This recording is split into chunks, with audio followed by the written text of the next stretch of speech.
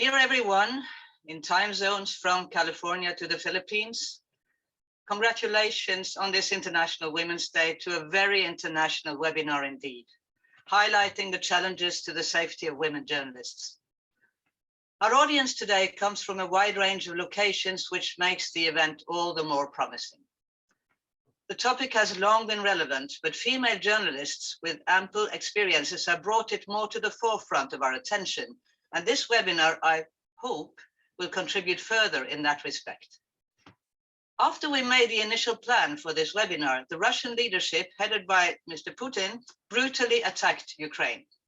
The war was not new, neither to the Russians nor to the Ukrainians, but now became a full-scale attack on the country. We accordingly changed our program to include important speakers who can address this war and the resistance against it, focusing on journalism's challenges and indeed of female journalists in particular also here. Very soon you will hear from two such speakers. The webinar has two parts, each followed by a short discussion. We offer some small windows for questions and comments, and please post them then on the Zoom chat or other facilities if they exist for you, and the organizers will try and pick them up. Some questions may also be addressed in the Zoom chat, and the speakers may respond there from their locations. Please, all of those who do not speak, remember to mute yourselves. Once again, a heartfelt welcome to this program, to which further welcome, we have the President of the International Association of Women in Radio and Television, Violet Gonda, with us, a seasoned journalist from Zimbabwe, now speaking to us from London. Please, Violet.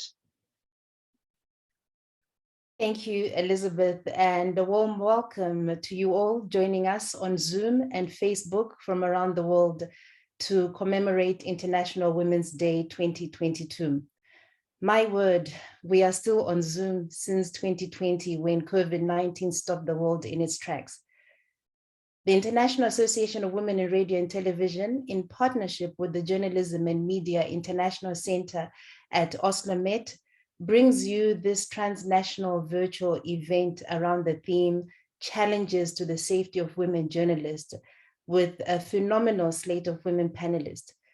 This event was planned before the present war in the Ukraine, as you heard from Elizabeth. However, this has once again displayed the increased danger that all journalists, particularly women journalists, must face.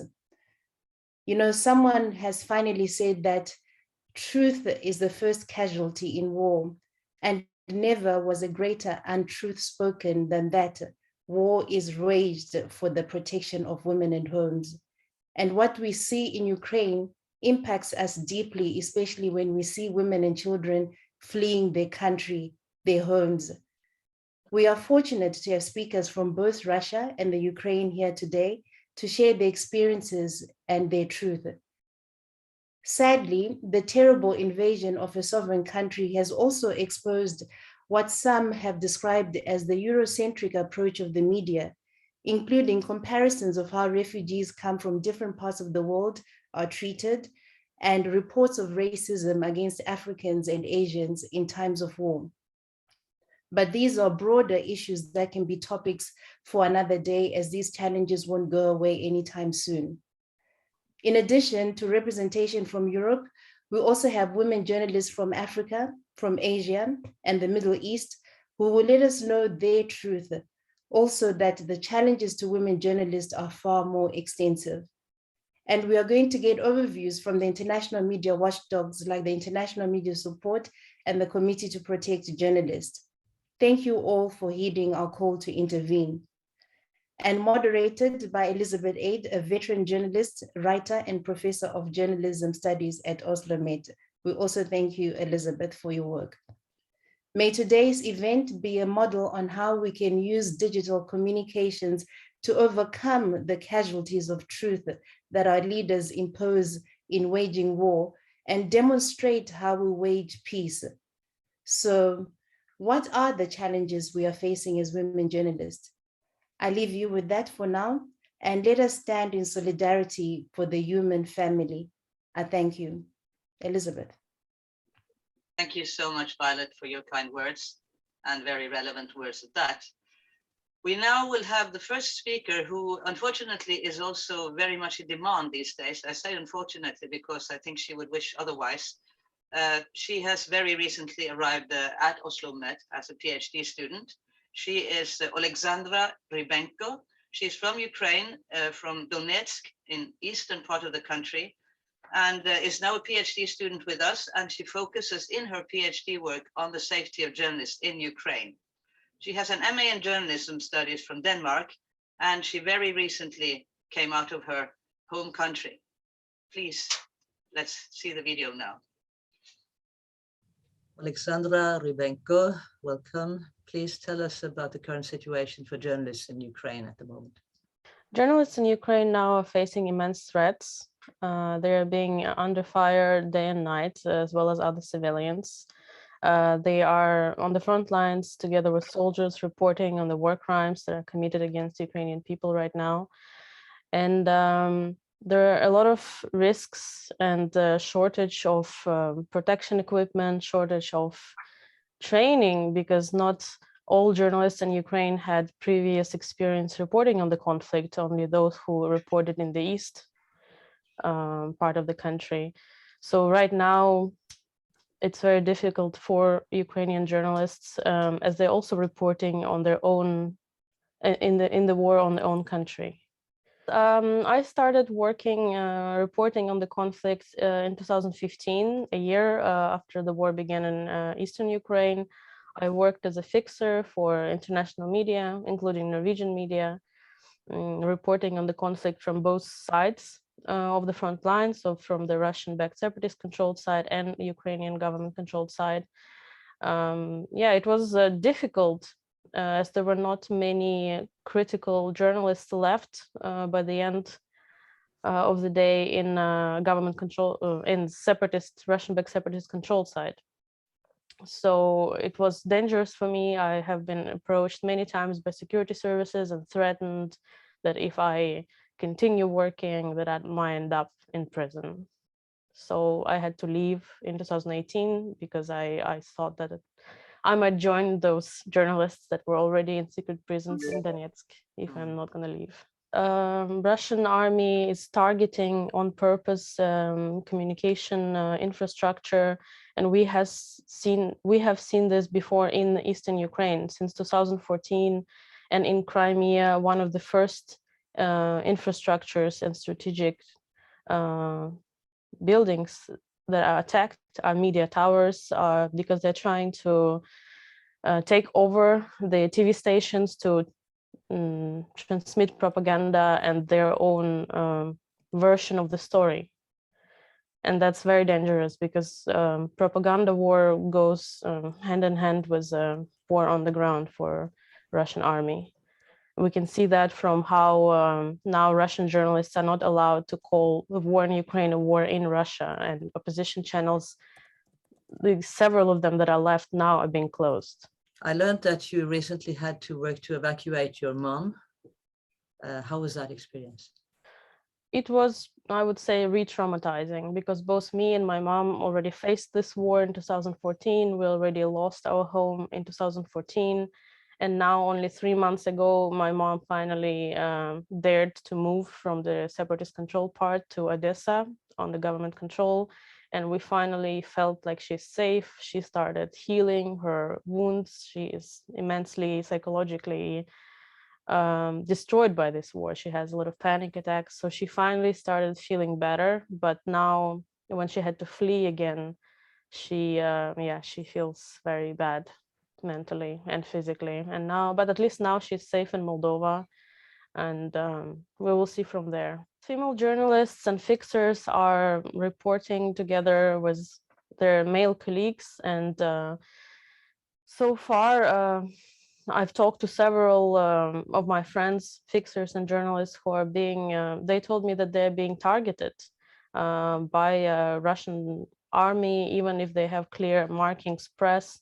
They're still being shot at, their phones are being destroyed, and so on. I haven't heard yet of any situations of rape or harassment, but I can imagine that might be happening. That just right now we cannot really investigate it properly. But in my experience and what I know from Eastern Ukraine, where there are secret prisons, where people are being tortured, women are being raped, this is quite something that might be happening right now. And now what can we and journalists also around the world do to help the Ukrainian journalists by showing our solidarity in practice? Journalists in Ukraine need both support in a way that they need trainings on security and safety, how to report in the combat zone. Those who did not have this experience before really need these trainings. They need material support, financial support to buy more vests, more satellite phones. It's a huge shortage right now for that, and everybody needs it because shrapnel and bullets are flying everywhere, even in their homes. And another thing that I think is very important, they need help with their burnout, because they have been reporting on the conflict already for 8 years, and now it's became even worse. And now their families have to flee the country or stay under bombings every day. It's very important to address that. And lastly, of course, we need to fight for media freedom everywhere, and specifically in Russia. That's very important, so the same situations will not happen again in other countries.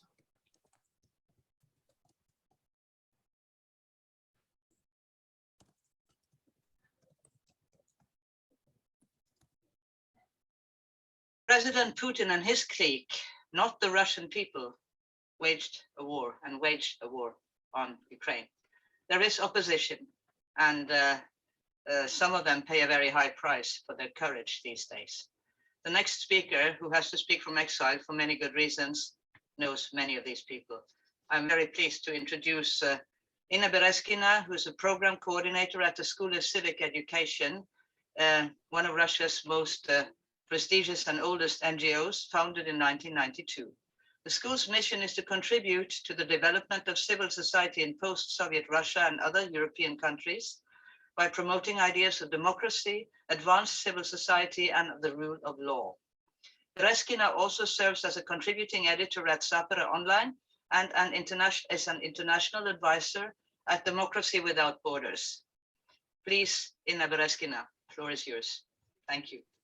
Thank you so much. Thank you, dear Elizabeth. Thank you, everyone, for having me. It's an immense honor for me to be here with you. And whatever we do these days, I mean, always, but these days especially, is dedicated to peace and our interconnectedness. And if I speak about interconnectedness, I have to say that I'm half Ukrainian, half Russian. I'm a mother, and I have family and friends in Ukraine. I spent there my childhood, and this is war against myself, as against my family and my friends and all people of goodwill. And probably if I had to speak about Ukraine, I just wouldn't be fit for the job. But I'm here to speak, and I will, about Russia, and also about how we failed, I mean Russian society, because we all should see it coming. And we actually saw it coming. We did see it. And we were trying to tell the world that we were outnumbered, starting from the explosions in 1999 and all and every terrorist attack since then.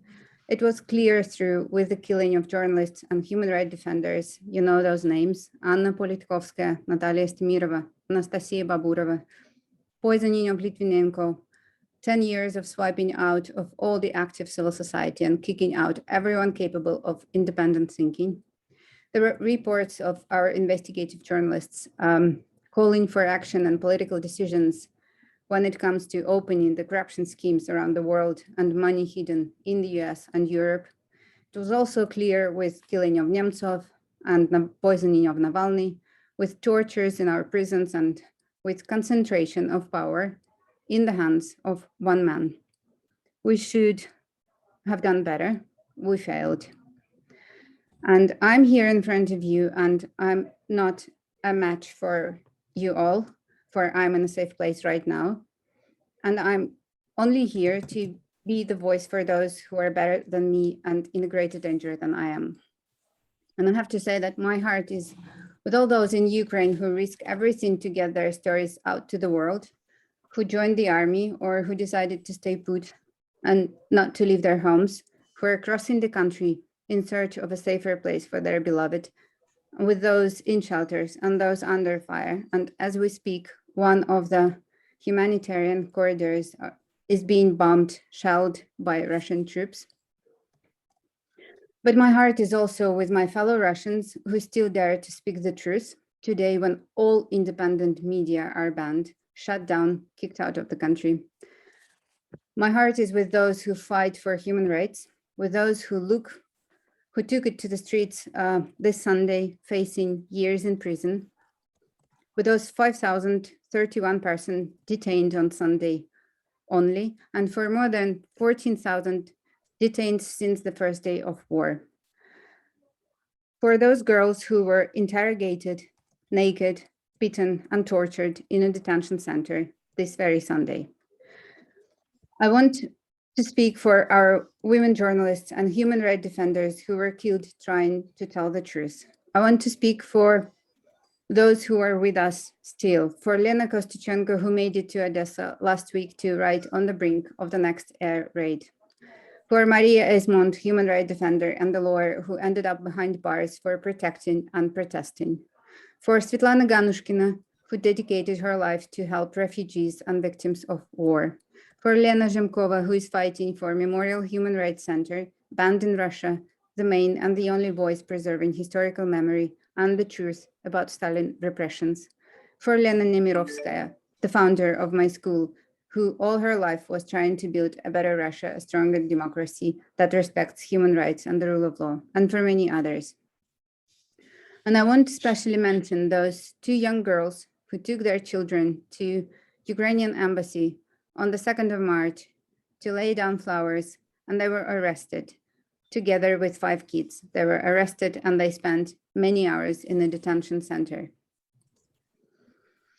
And this is the reality that Russian authorities cannot physically stand, same as they cannot stand the courage of people in Ukraine fighting and dying for freedom and for their country.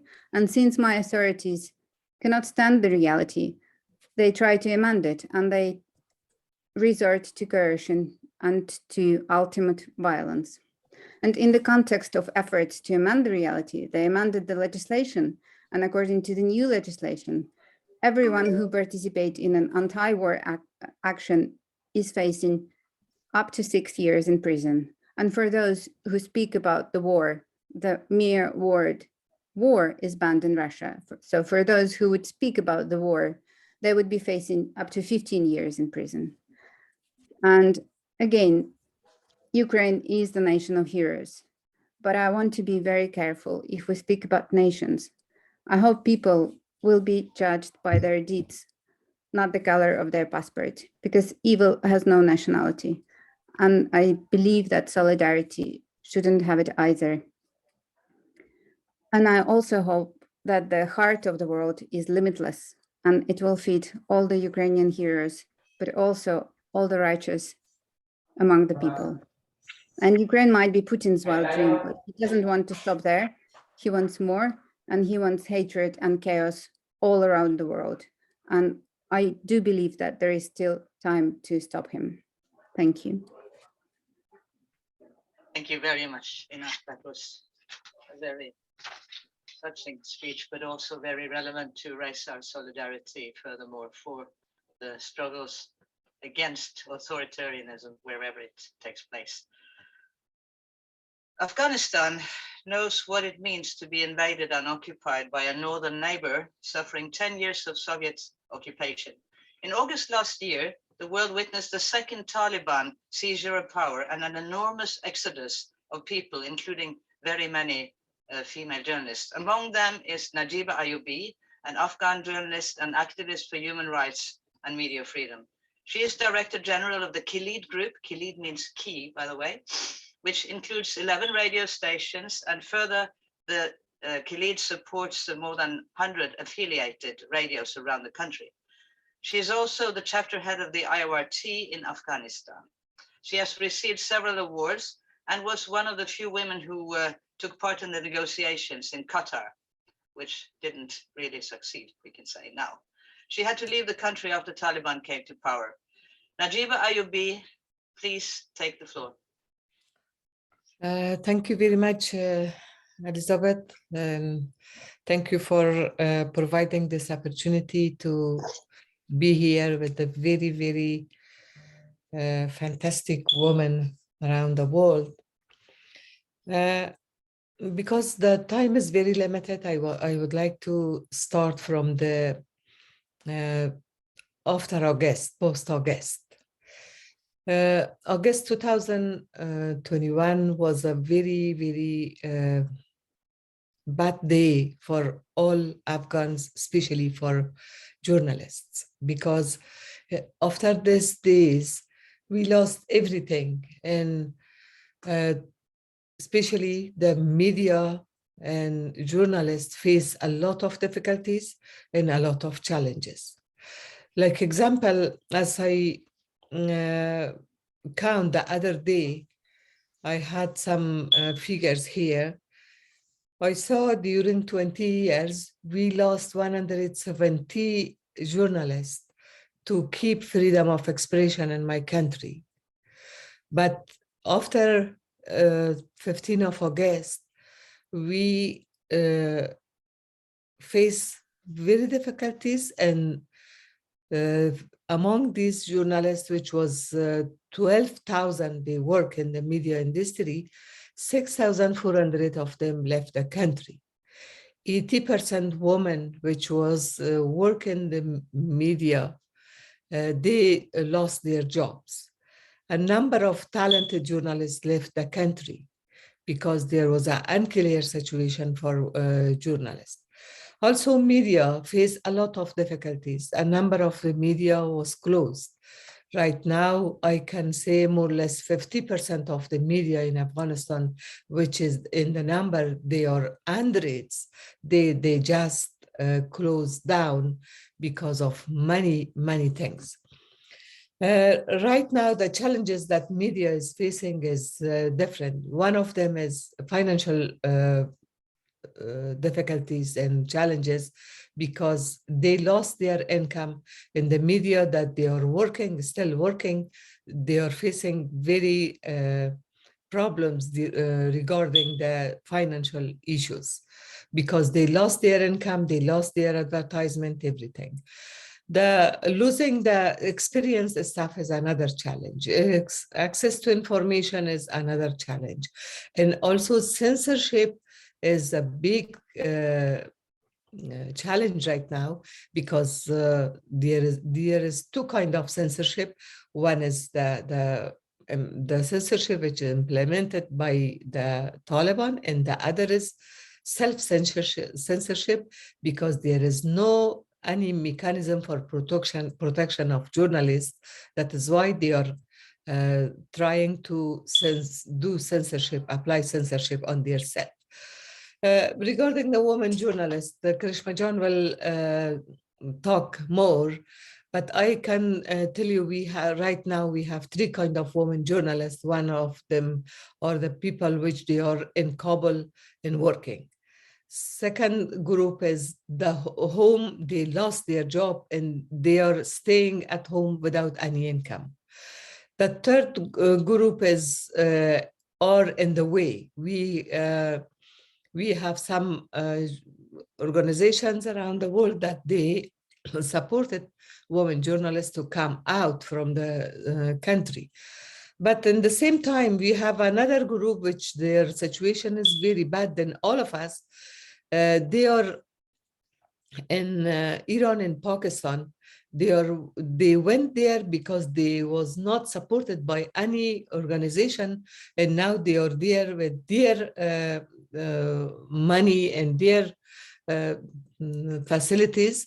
They don't have money. Their visa is very limited, and some of them are losing, and some of them are very near to their visa be expired. And this is a big difficulties. I would like to make it very short. Right now we have, our needs is few, considering that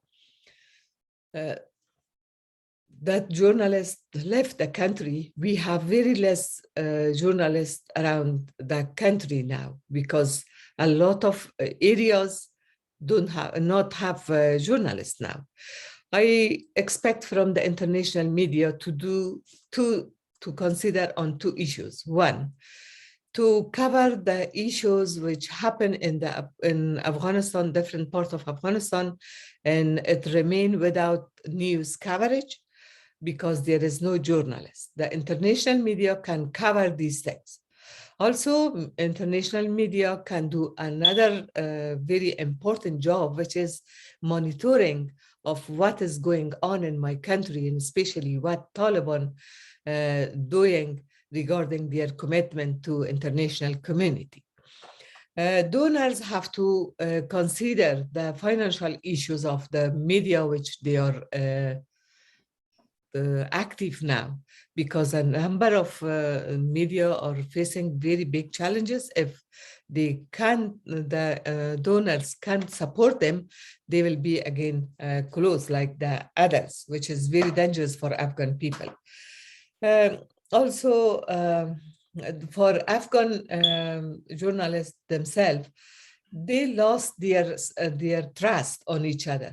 There is a kind of untrust between the Afghan journalists. We have to consider on building trust among ourselves, because the organization which they work for, media and supporting journalists, they become separate and separated in different groups, and we need to again we come together. And also the international community can implement some training for the new journalists. They are coming to the media to work now. And the last one, the internationals can push Taliban to accept human rights, freedom of expression, women's rights, and the personal rights of the people of Afghanistan. This is my recommendations. Thank you very much. Thank you so much, Najeeba Jan. Pleased to hear you, as usual. And now we move to the next speaker from Afghanistan. And Najeeba has already made it clear that there is a danger now that Afghanistan slides under the radar due to other conflicts. And we need to be able to see more than one conflict at a time, I think is one of the messages. Kreshma Fakhri is our next speaker, also speaking from exile, and she has worked with Khalid since 2009. She has worked with both news and investigative reporting, focusing on corruption, human rights, violence against women and children in Afghanistan, and civil war in the country. Some reports have also been broadcasted by stations such as Al Jazeera. She has a degree in political science and another one in Farsi literature. And from now on with speakers, I have to do like this, and that means you have to wrap it up. Is that okay? I hate to do this, but I'm responsible for the program, so I have to. Kreshma, please unmute yourself. The floor is yours. Thank you, Elizabeth. Dear colleagues, journalists, women activists, and all the people listening to us, hello and greetings. Let me thank all the colleagues and the International Association of Women in Radio and Television and Journalism and Media International Center for giving me this chance to honor to participate in this event and share my experience and as a women journalist in a fragile country like Afghanistan. I'm an Afghan journalist and also a member of International Association of Women in Radio and Television. Here, I'm not officially representing Afghan women journalists. Still, I'm trying to show off myself as an example of a women journalist who has worked with many ups and downs and difficulties under the shadow of death threats, kidnaps, horror, fears, forced censorship in a super traditional and insecure society in Afghanistan. As a journalist, my reporting focused on corruption, civil war, human rights, and violence against women in Afghanistan. I had been pushed back from my activities by the former government high figures several times. I struggled against people's opinion as journalism for women was taboo in my country. I was faced with a situation where the men's society looked at me from a gender perspective rather than a professional perspective. People were deriding me on the ceremonies and streets while I was pregnant, and sometimes I was reporting the events. Finally, I was threatened with death by some high authorities of the previous government for what I was investigated and reported on their corruption, forcing me to leave my country and flee to Turkey. This was not the end of the story of me. In 4 years of my life in Turkey, I struggled and suffered as a refugee in an unknown situation. I'm not allowed to work as a journalist in Turkey. Neither I can have another decent job. I'm gradually disappearing in this country. I'm not the only Afghan women journalist who have experienced all these horror and difficulties in Afghanistan. Almost all the women in the country have a similar experience or even worse than me. We spent our life in those difficult times, but we had hope. We thought that someday things would change and the next generation would have a better and brighter life than us. Unfortunately, even our dreams did not come true. We lost even those fundamental rights and opportunities. At the moment, over 70% of the media outlets are closed. Around 80% of women journalists lost their jobs. The 20% of women who work in the media have been facing various challenges since August 2021. Women journalists are not paid for the months. They are forced to have a total covered hijab in their workplaces. They are banned from conducting interviews with the de facto authorities. They are banned from appearing on social and entertaining programs. Even they are banned from smiling and showing their feelings. Many women journalists left their country and some remaining staff are still experiencing a nightmare. There are very few issues that I pointed out. The realities are beyond this short briefing. While you as the international community are thinking about the women in Afghanistan and at the same time trying to manage and increase engagement with the de facto government in Afghanistan, please don't forget that you are not engaging with civilized people. You are engaging with those who have killed hundreds of thousands of men, women, and children for political reasons. Please be careful when you are stepping in to recognize such a group. You will be responsible and accountable for the next generation if you legitimize the Taliban as a legal government. Thank you so much.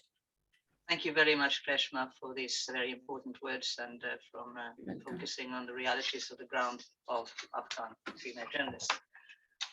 We now have a next session, a veteran promoter of empowerment of women, not least through her work with community radio. And the two previous speakers have also been involved in radio, so it's fine.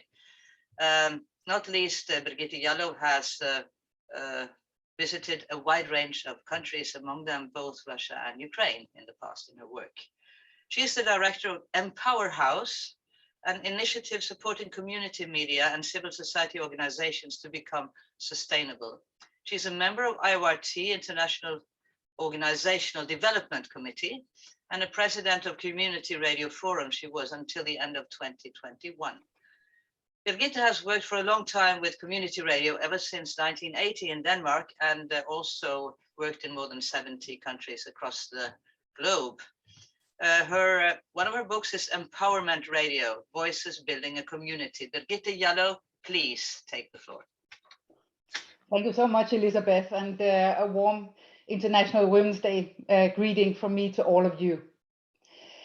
A few days before the invasion in Ukraine, I talked with Alina Radu, my colleague and friend in the neighboring Moldova. She is director of the country's premier investigative newspaper and online publication, Ziarul de Garda, an award-winning investigative journalist.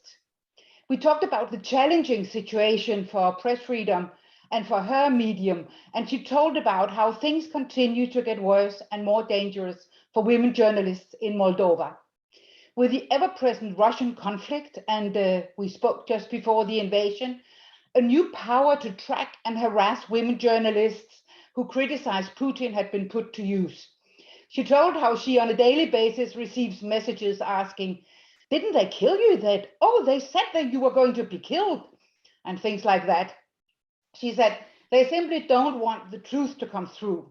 It's very hard, and many journalists get emotionally unstable from the threats and other harassment and have nowhere to turn to. The new government in Moldova is trying to improve the situation, but it's really tough. And Alina said that you are so alone. To whom can I complain? Should I be silenced just because I'm a female journalist? She stressed that in her environment, she does not know how to protect herself. You feel, she said, and you are totally alone. You are just you. For who will and who could, she said, protect you against the Russian trolls? And sadly, Alina Radu's story is being echoed by journalists from all over Europe. In my home, Denmark, a female columnist from a recognized newspaper laid down her pen less than a week ago because, as she said, I'm tired. I'm worn thin by the beating I've been getting, the sexist harassment, the threats, and it should no longer also affect my children and my family. And there are stories from Finland. Yeah, there are stories from all European countries. Women tell the same story with slight variations depending upon culture and traditions, but we tell the same stories. Last year, on this exact day, Reporters Without Frontiers released a report called Sexism's Toll on Journalism, among others reporting that of the 112 countries polled, 40 were found to be dangerous or very dangerous for women journalists because of the risk of sexist and sexual violence to which we are exposed. And 73% of the respondents confirmed that the internet has now become the most dangerous place for women journalists.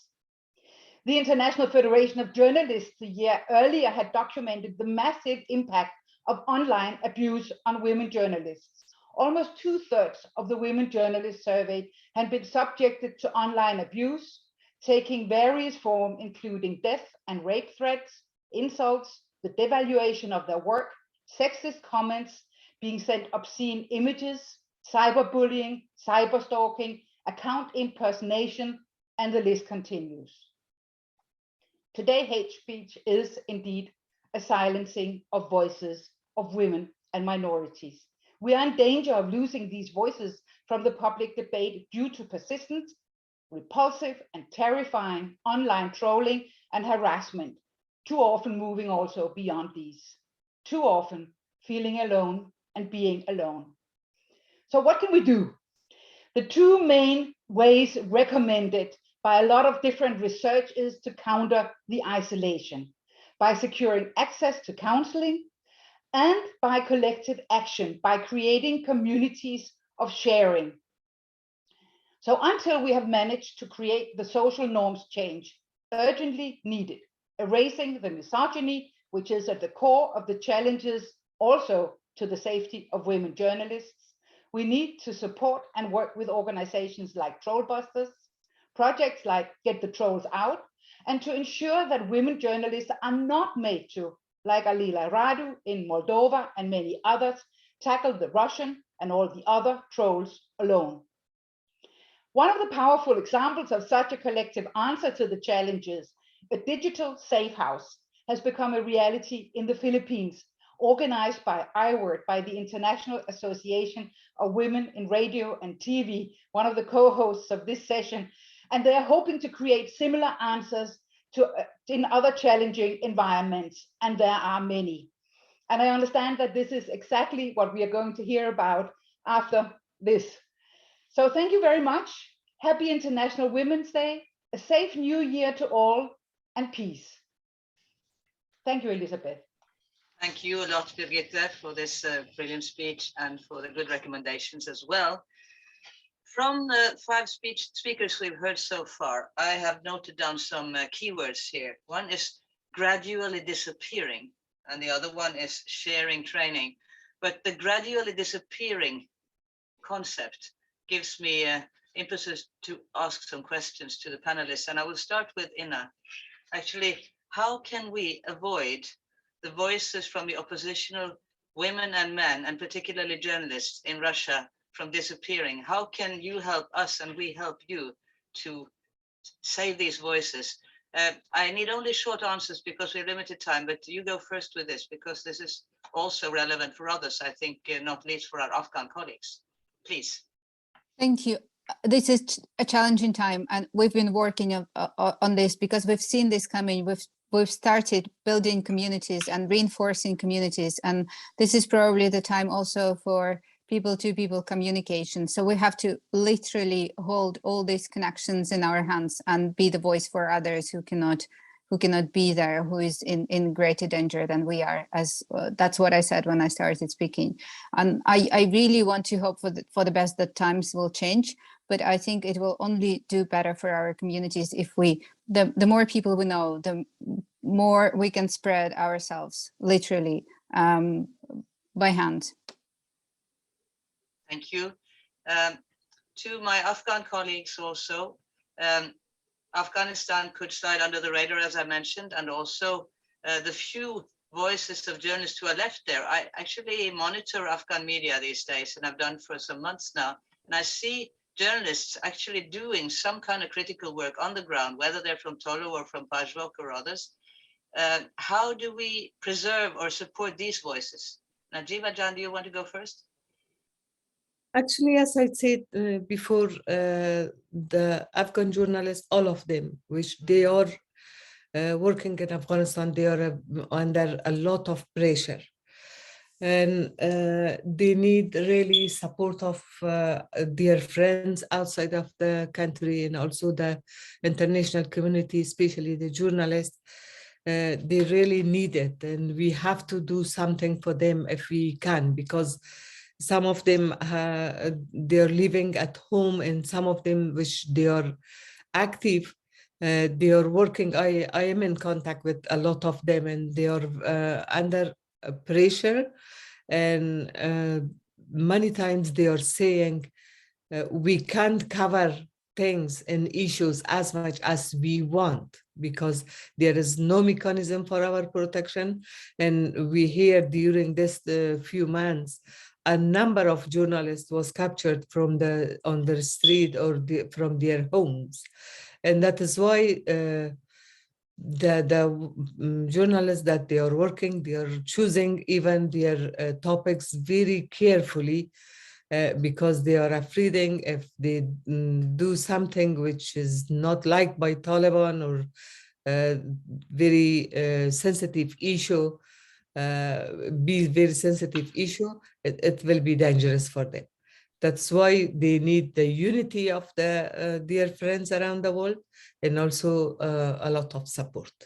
Thank you. Reshma, do you want to add something to this?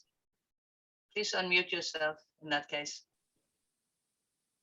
The same as Ms. Ayubi said, we feel the pain of our colleagues around the world. As we suffered war as much as the other country, we hope we could do something for our.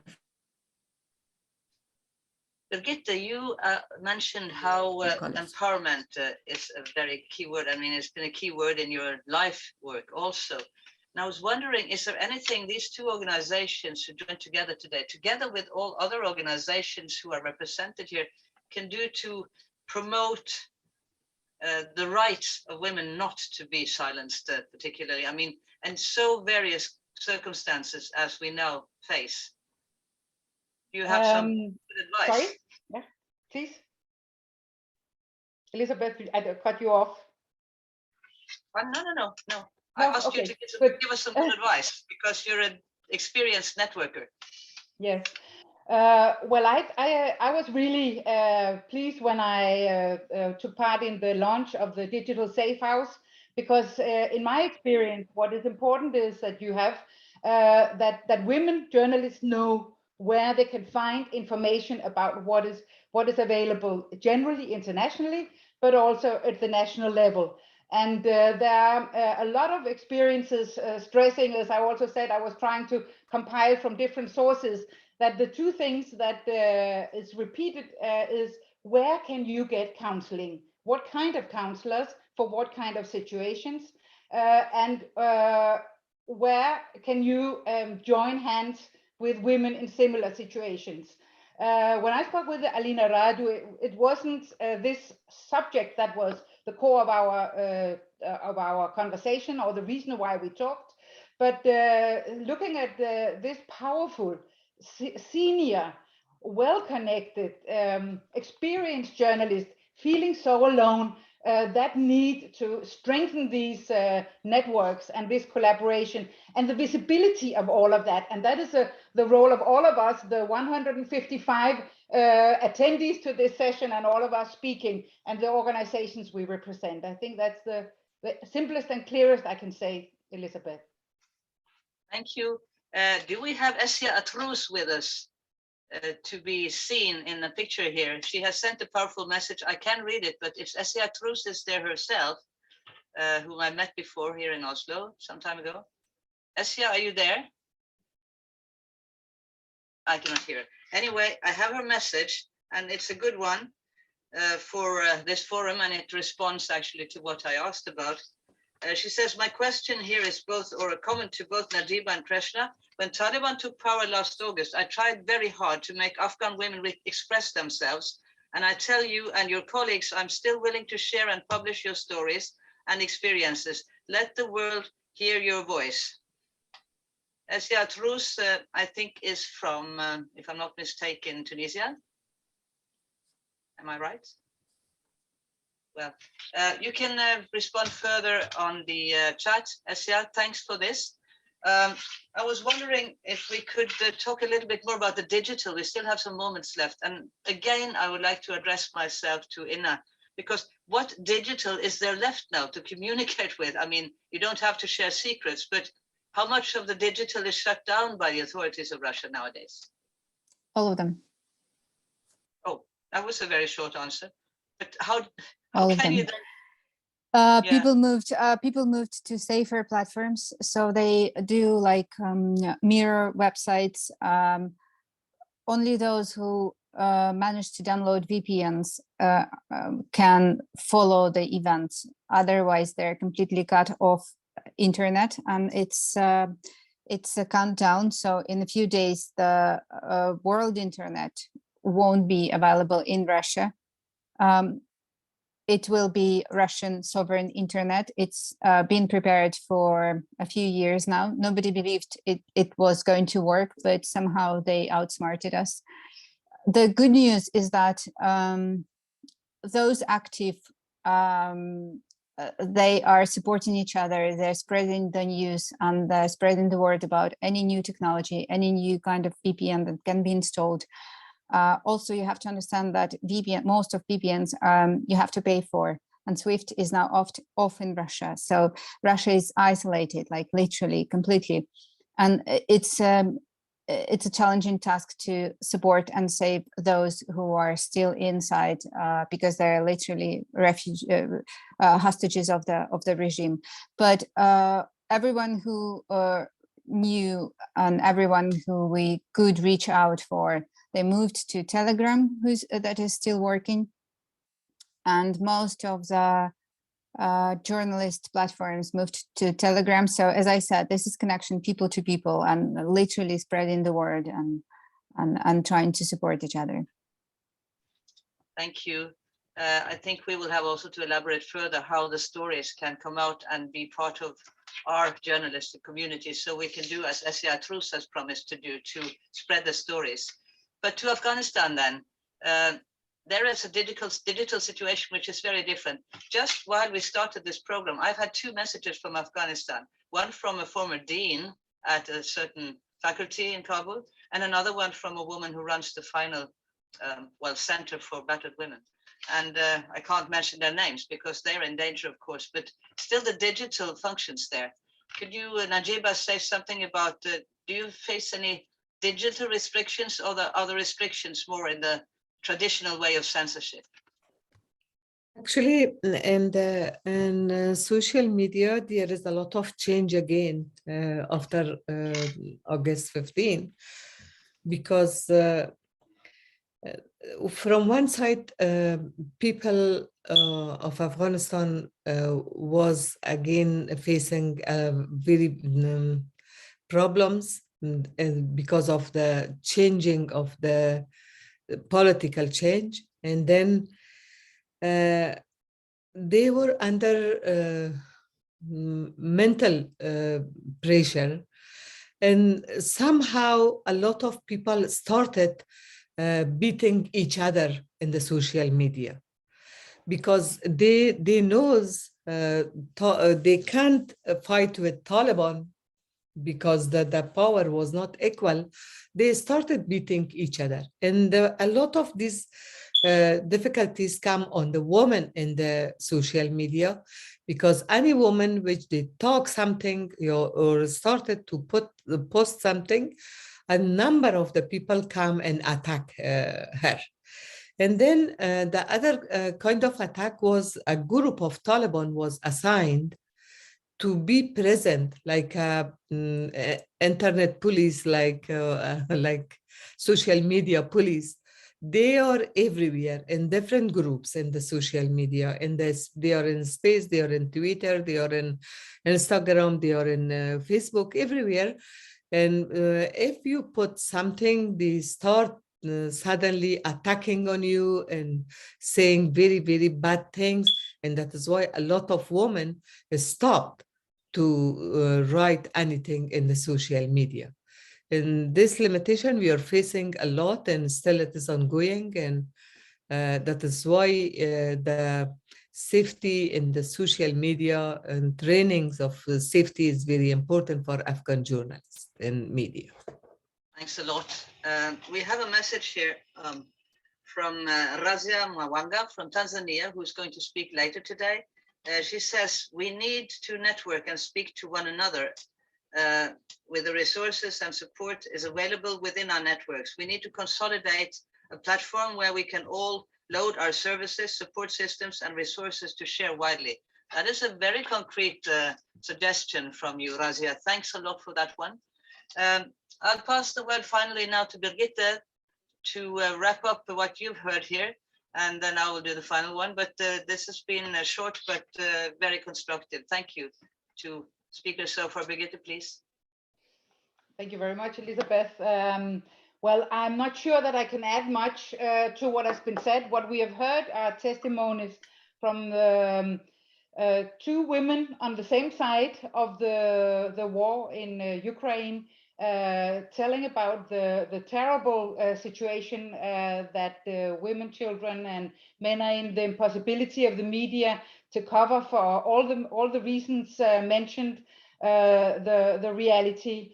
And we see that also in Afghanistan, which happened just a very short time before that, where the situation is the same.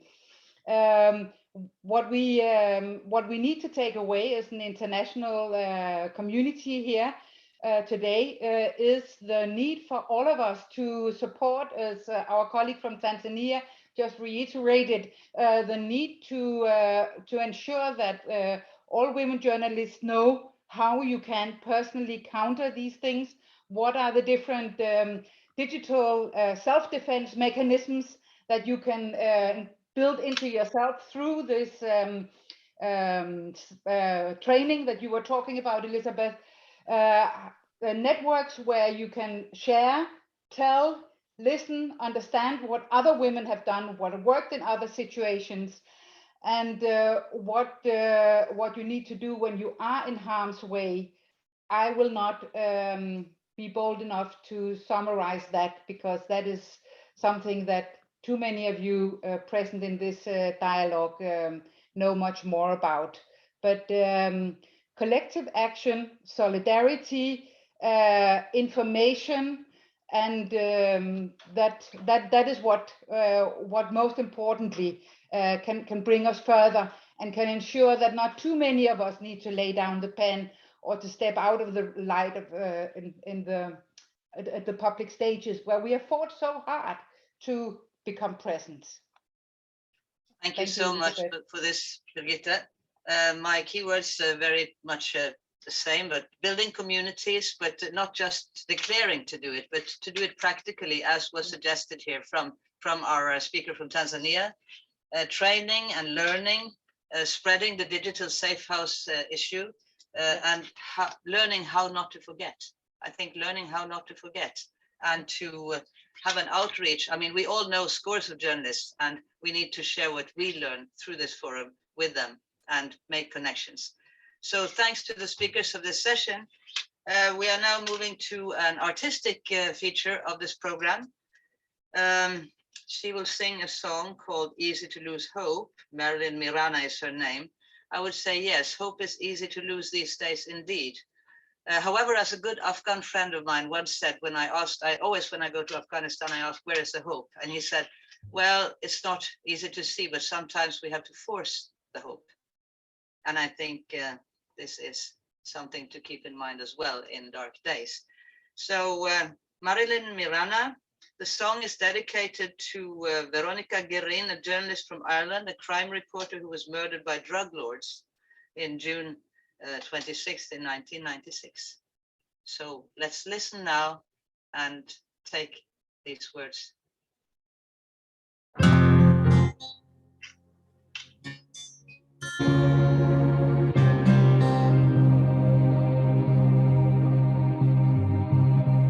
My home house dear to me, it's always in my sight. My city's shadows walk around in broad daylight. They'll even shoot a woman down for what she writes. So now you pay for civil liberty with life.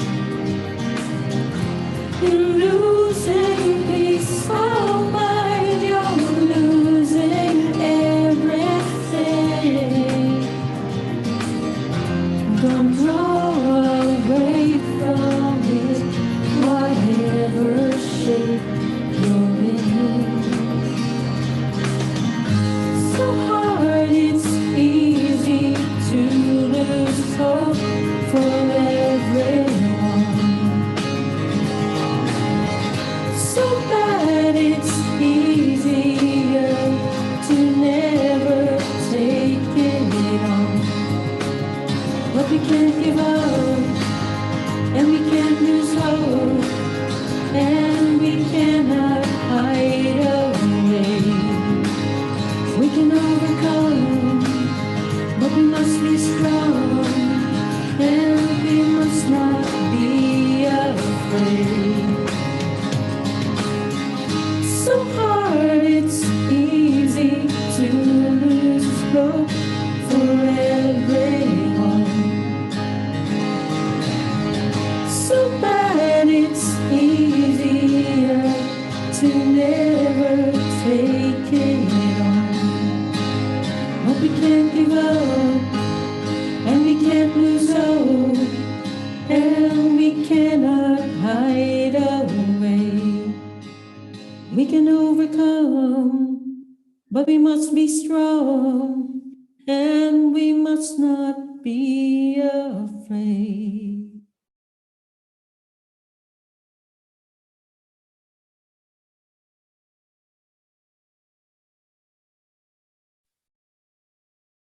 Thank you. Thank you so much, Marilyn, for that song.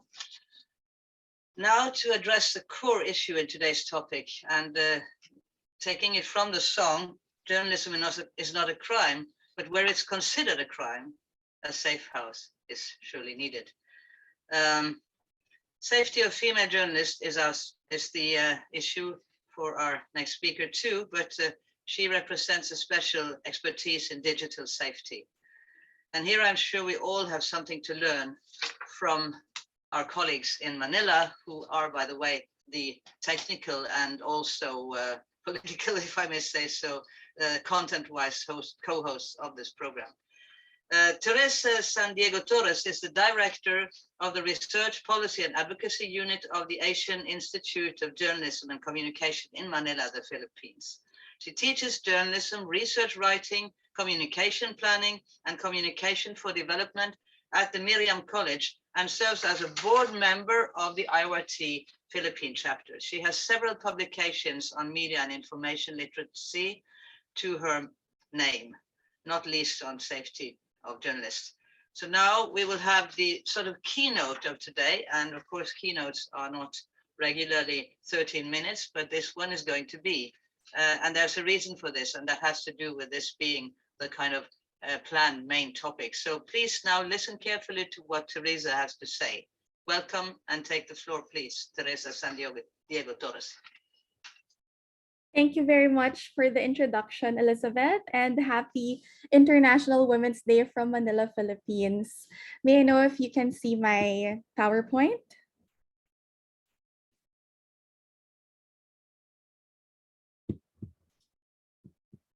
All right, so I am very grateful for the opportunity to listen to our colleagues, empowered women, journalists, and researchers from different parts of the world who are courageously sharing their experiences and ideas on how to support each other. I am presenting on behalf of the IAWRT and IAWRT Philippines team behind the Digital Safe House for Women Journalists project, which is being piloted in the Philippines. And I will be sharing the key findings from discussions and consultations with Filipino women journalists and their families, as well as Digital Safe House partners. These were part of our research, which contributed to the development of the Digital Safe House, or the DSH. Just a quick background, IAWRT and International Media Support, or IMS, spearheaded the Digital Safe House project with IAWRT Philippines as the project beneficiary. This platform, launched in December 2021, was created to help women journalists in the Philippines who continue to experience different forms of threats and attacks. The project was led by IAWRT Communications Officer Lady Anne I.C. Salem and her incredible team who worked hard to bring the concept to life. This is a key feature of the DSH, the reporting mechanism, which Filipino women journalists experiencing threats or attacks may use to seek assistance for themselves or for a colleague in the profession. Another feature is the portal of information showing where women journalists can get help. As Brigitte shared earlier, the platform consolidates different safety resources available and how to access them, such as legal assistance, peer support and counseling, alert systems, safety training sessions, among others. And therefore, it was crucial for women journalists like Ms. Salem to take the lead and actively take part in the development of the platform. And so we also invited selected Filipino women journalists to a focus group discussion together with some of their family members to discuss the threats and attacks they've experienced and continue to experience, and how the Digital Safe House or DSH can help. And these are just some of the key findings from the focus group discussion or FGD. Among the threats and attacks experienced by the women journalists include the following: red tagging, or being tagged as communists, terrorists, or both. And in the Philippines, red tagged individuals who are not limited to journalists are unlawfully detained or arrested and even killed.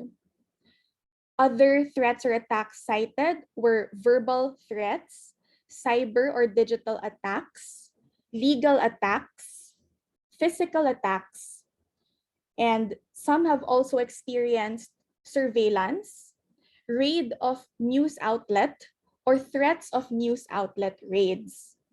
These echo findings from another qualitative study in 2020 by IAWRT Philippines officers.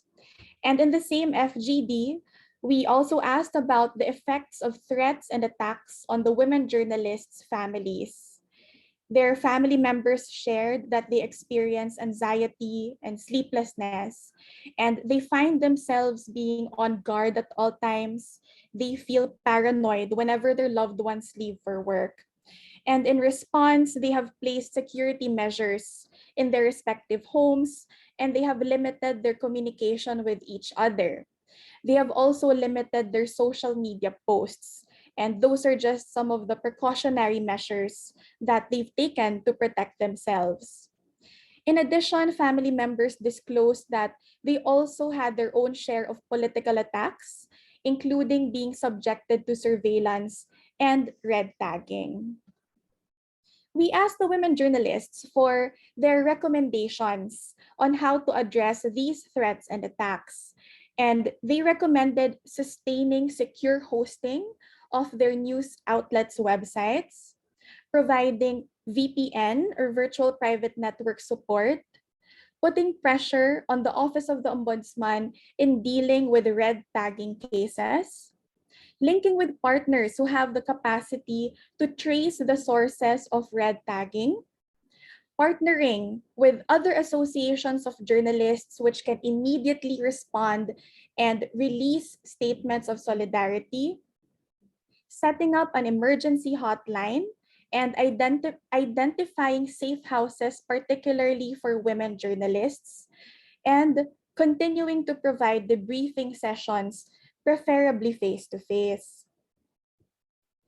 During the same FGD, we also asked women journalists' family members for their recommendations, and they suggested beefing up legal support for women journalists, including resource mobilization, to help them pay for private lawyers, bail, and other related expenses. They also requested peer support and psychological debriefing. Both the women journalists and their family members recognized the value of psychological debriefing, which was provided at the end of this focus group discussion. In fact, the FGD was designed and conducted by IAWRT in partnership with the Philippine Mental Health Association, or the PMHA. And we would also like to share that apart from the FGD, IAWRT conducted a roundtable discussion with affected journalists, DSH partners, and implementers and the Secretariat of the Philippine Plan of Action on the Safety of Journalists, or the PPASJ, in order to gather more suggestions for the implementation of the Digital Safe House. This is just a brief overview of the recommendations. The participants gave suggestions on the mechanics and the implementation of the DSH this year, and they also emphasized the need for more safety training programs for both male and female journalists, and also to address threats and attacks from media colleagues themselves. The expansion of the support network for journalists was also suggested. The strengthening of coordination within media and other supporting organizations, such as human rights organizations or NGOs, and taking part in a multi-stakeholder coalition for human rights defenders. I would like to end this sharing with the way forward set out by the beneficiary of the pilot DSH project, the IAWRT Philippines team. The crucial next steps for IAWRT Philippines are as follows: monitoring of the Digital Safe House for reports from Filipino women journalists, hiring of full-time case officers who can monitor the DSH 24/7, ensuring sustainability of the DSH through partnership agreements and resource mobilization. As of now, we have funds to keep the platform online for 2 years, but we will find resources to sustain it. And finally, monitoring and evaluation and enhancement of the DSH as a safety mechanism. Under the leadership of our president, Ms. Linda Garcia, the IAWRT Philippines team looks forward to sharing more as we continue to work on and operate the Digital Safe House platform. We hope our experience will help those who wish to replicate this platform to assist women journalists across the world.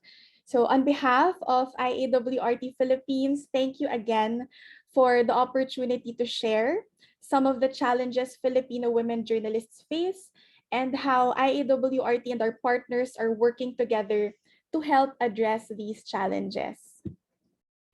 Thank you very much. Thanks a lot, Therese. And you're the champion of time sharing here because you're actually giving some minutes to the next speakers now. That is fantastic. And at the same time, what you shared of learning how to set up a digital safe house and how it works and how you were working with journalists and monitoring their views to find a way to do it is could be a model, I think, for many others, really. We will discuss this more as we continue with the new speakers.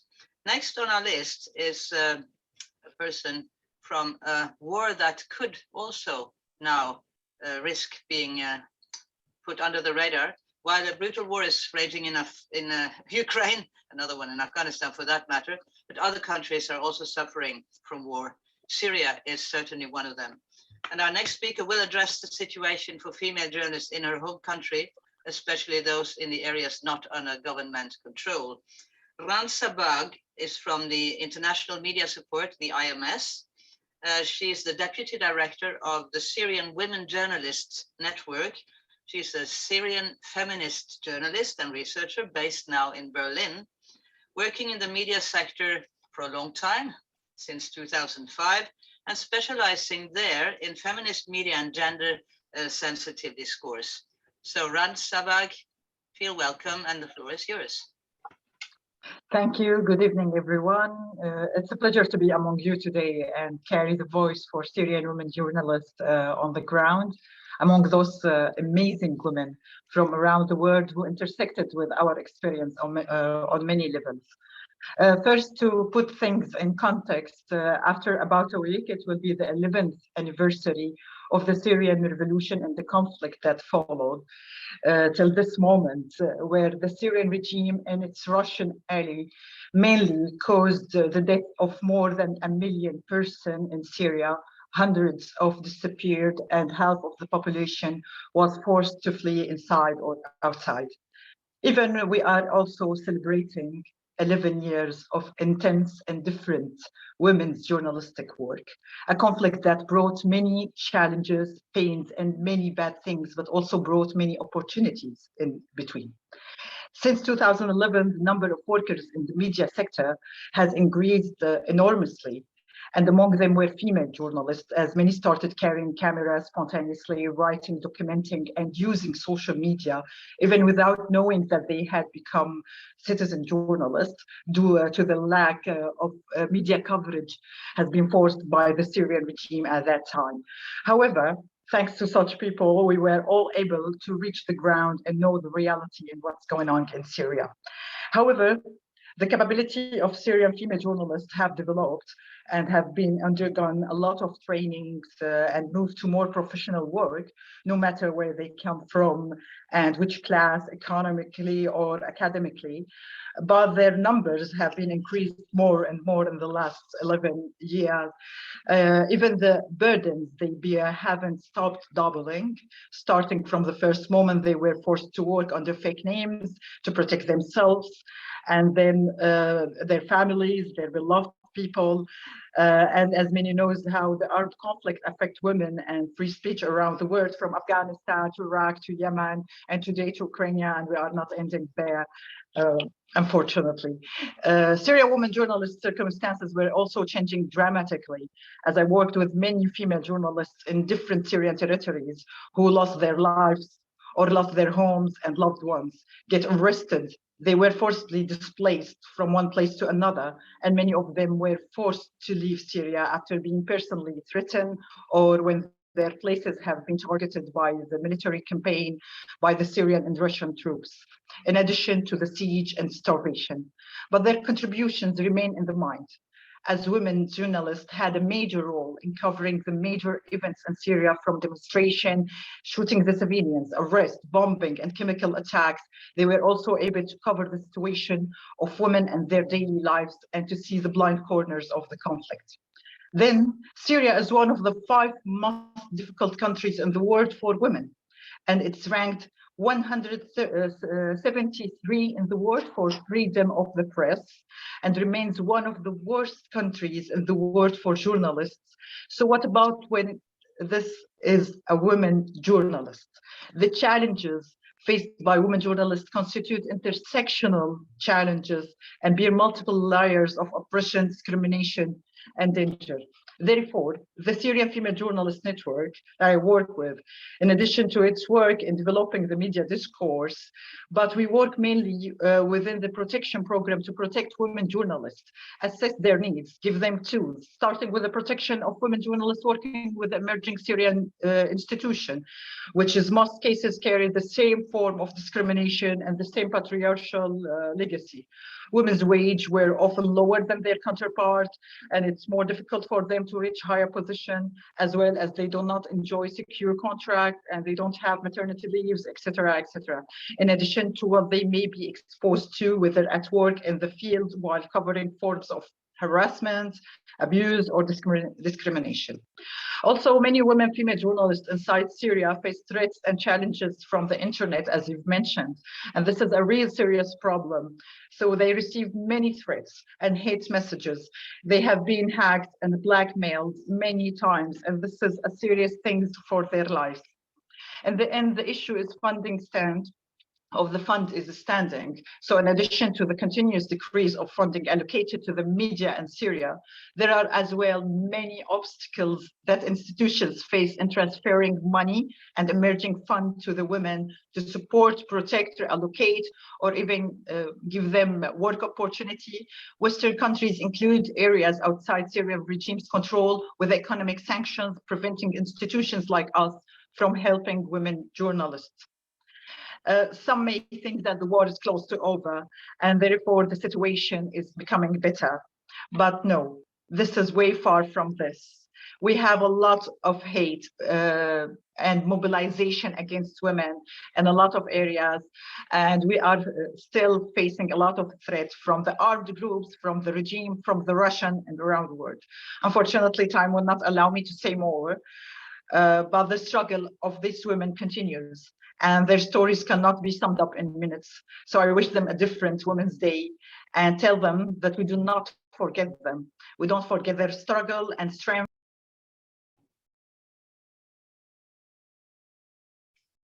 Sorry, Rand, you muted yourself, or Or somebody did. We cannot hear you. What happened? Excuse me, Randy, you muted yourself. Can you repeat the last sentences? Or somebody muted you, not me. I don't have the authority, but can you repeat the last sentences? Yeah, okay, it's because it's from my mobile, so I was talking about that, like we cannot really sum up everything in a couple of minutes.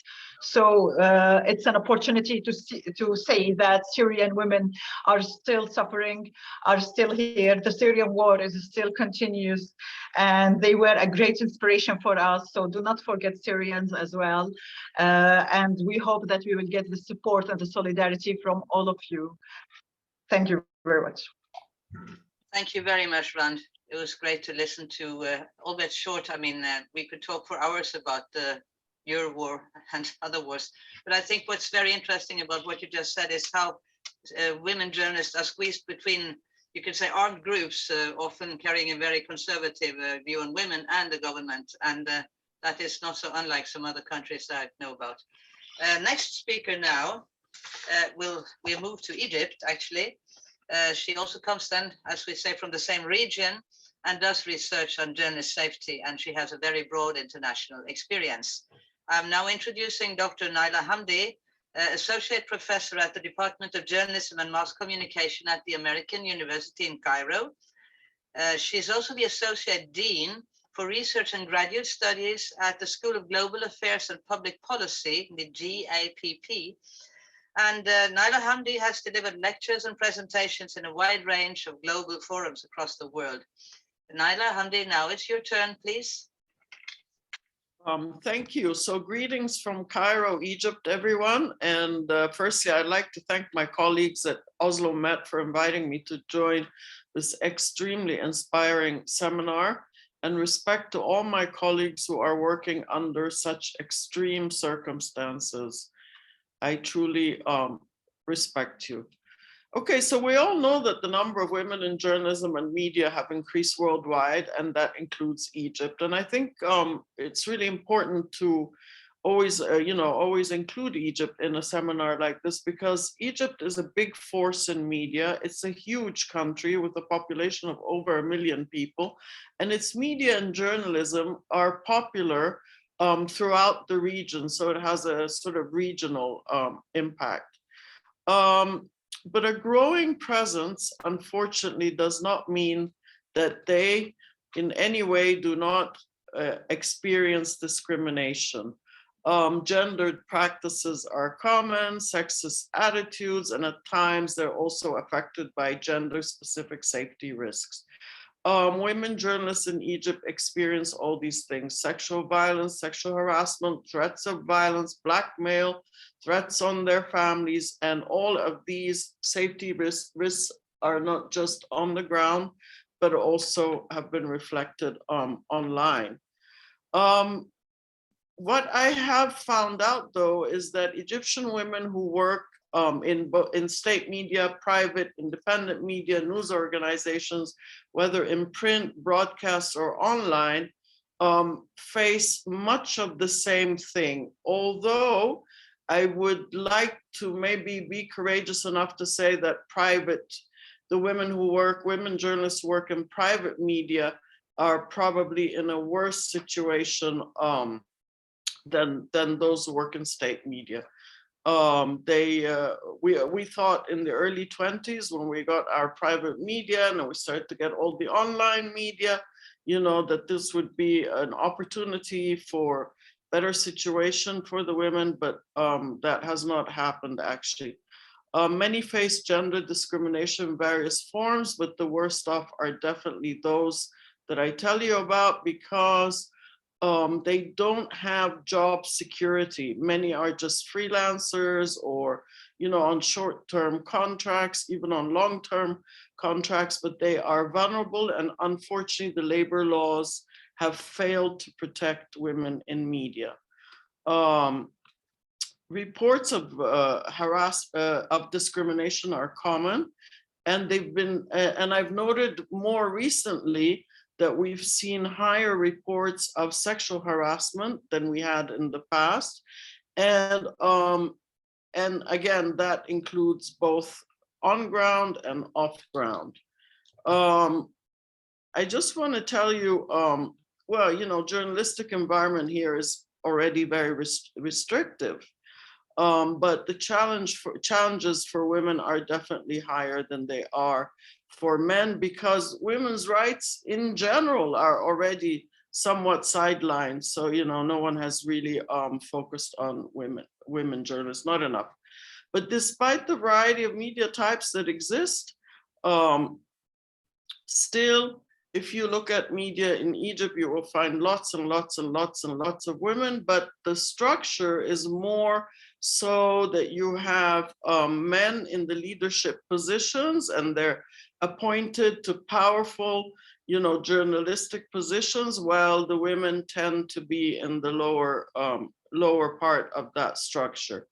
Also, I think that has a lot to do with the fact that most of the men are appointed or are close to the ruling establishment, which has been more sort of patriarchal over, not just now, but over the past 60 years. In fact, now you know, we see more women, but this has been the structure for a long time.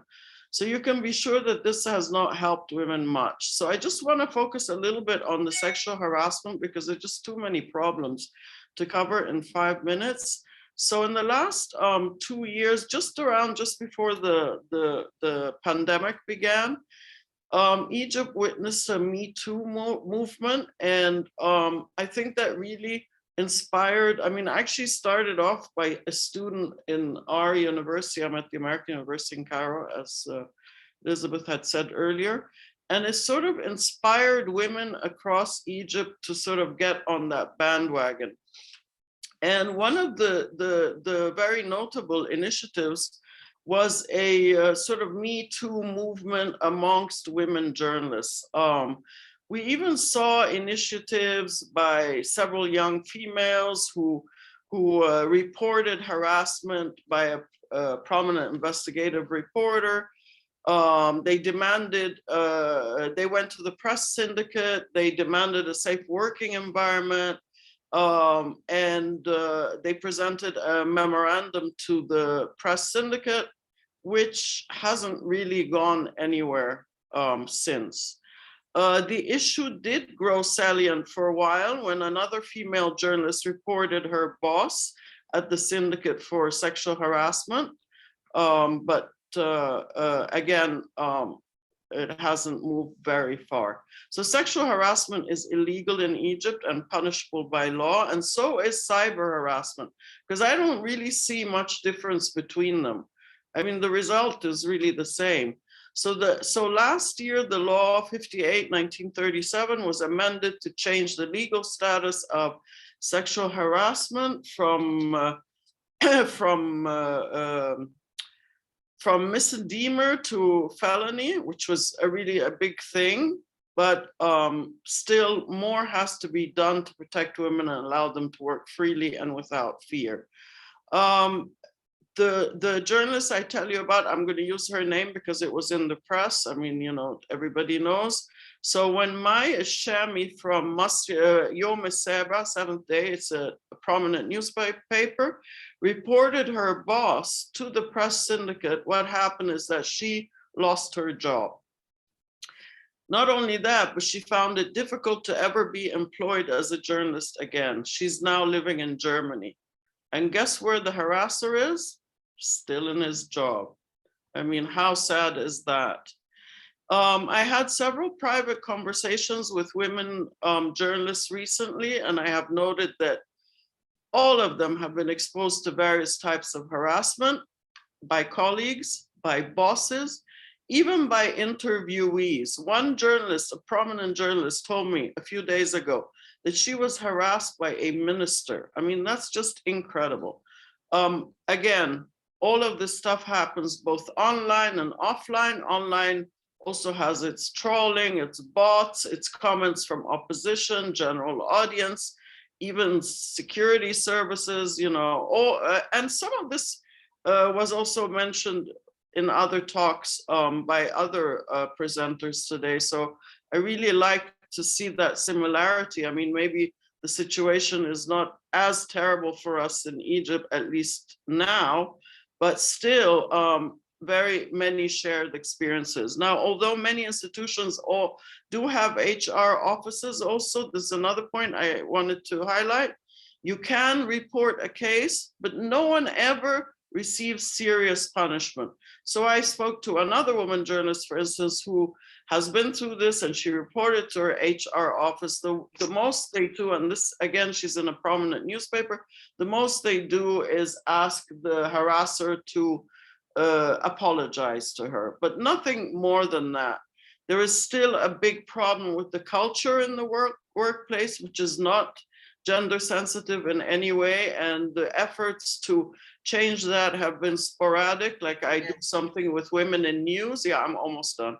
And we try to train, but very sporadic. And last but not least, women are not comfortable reporting harassment because there is no guarantee that their identity will stay private. It is most likely will hit the news and become a big media story using their name.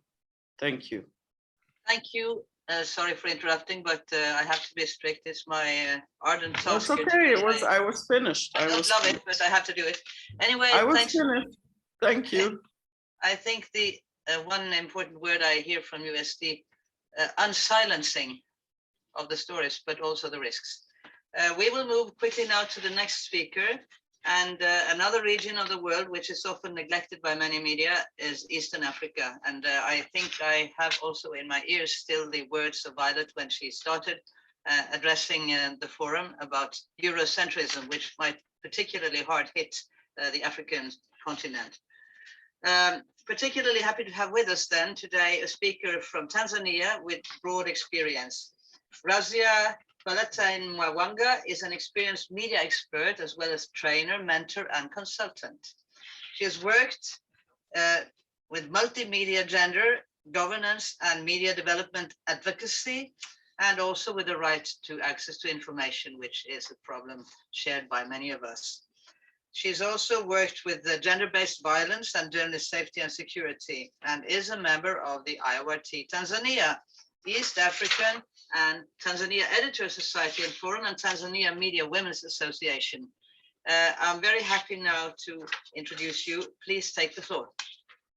Gracias. Thank you so much, Elizabeth. And I would like to share my screen. And okay, just a minute. The moderator, the technical moderator has, oh yeah, that will happen. Thank you. And please remember the 5 minutes. I see there are 19 slides, so you have to, yeah. Don't worry, some of them are just references. Good. Okay, thank you very much for the opportunity. I don't know, in Swahili we say pole, which means I'm sorry. For our sisters who are currently going through the war, my sisters in Ukraine and Russia and Afghanistan. I just want to thank you for your resilience and congratulate you that even through these hard times, we are all still working so hard to make sure that people know what is happening. I greet you in the name of the Republic of Tanzania, and I would like to, my presentation will basically, I will be looking at today as we commemorate World International Press Freedom Day, is that I wanted also to share my thoughts. Now this is me being challenged by technology. Okay, let me put this down, okay? Yeah, I just wanted to share with my colleagues and just want to congratulate you and just tell you that things will get better. This is my favorite quote. It says, sometimes people try to destroy you precisely because they recognize your power, not because they don't see it, but because they see it and they don't want it to exist. As we celebrate today, we also remember that we are also looking back at the incidences of violence I wanted to bring this because you find that women are most affected by gender-based violence since we are born and we grow. And as we grow, we find this in our work. So as we celebrate this year and we have this conversation, I just wanted to point out that the theme of this year's International Women's Day is gender equality for a sustainable tomorrow. And the issue is break the bias. And also in March, in May, when we shall be celebrating World Press Freedom Day, also the theme of this year is journalism under digital siege. So as we try to merge all this together, we find that violence has moved from homes, it has come to our workplace, and we are affected. As we speak, one woman dies after every 11 minutes. So since we started, as we count, as by the time we end, so many women will have died. And these women are all subjected to physical, sexual, and intimate partner violence. And most of them are from some, the people who suffer most are women from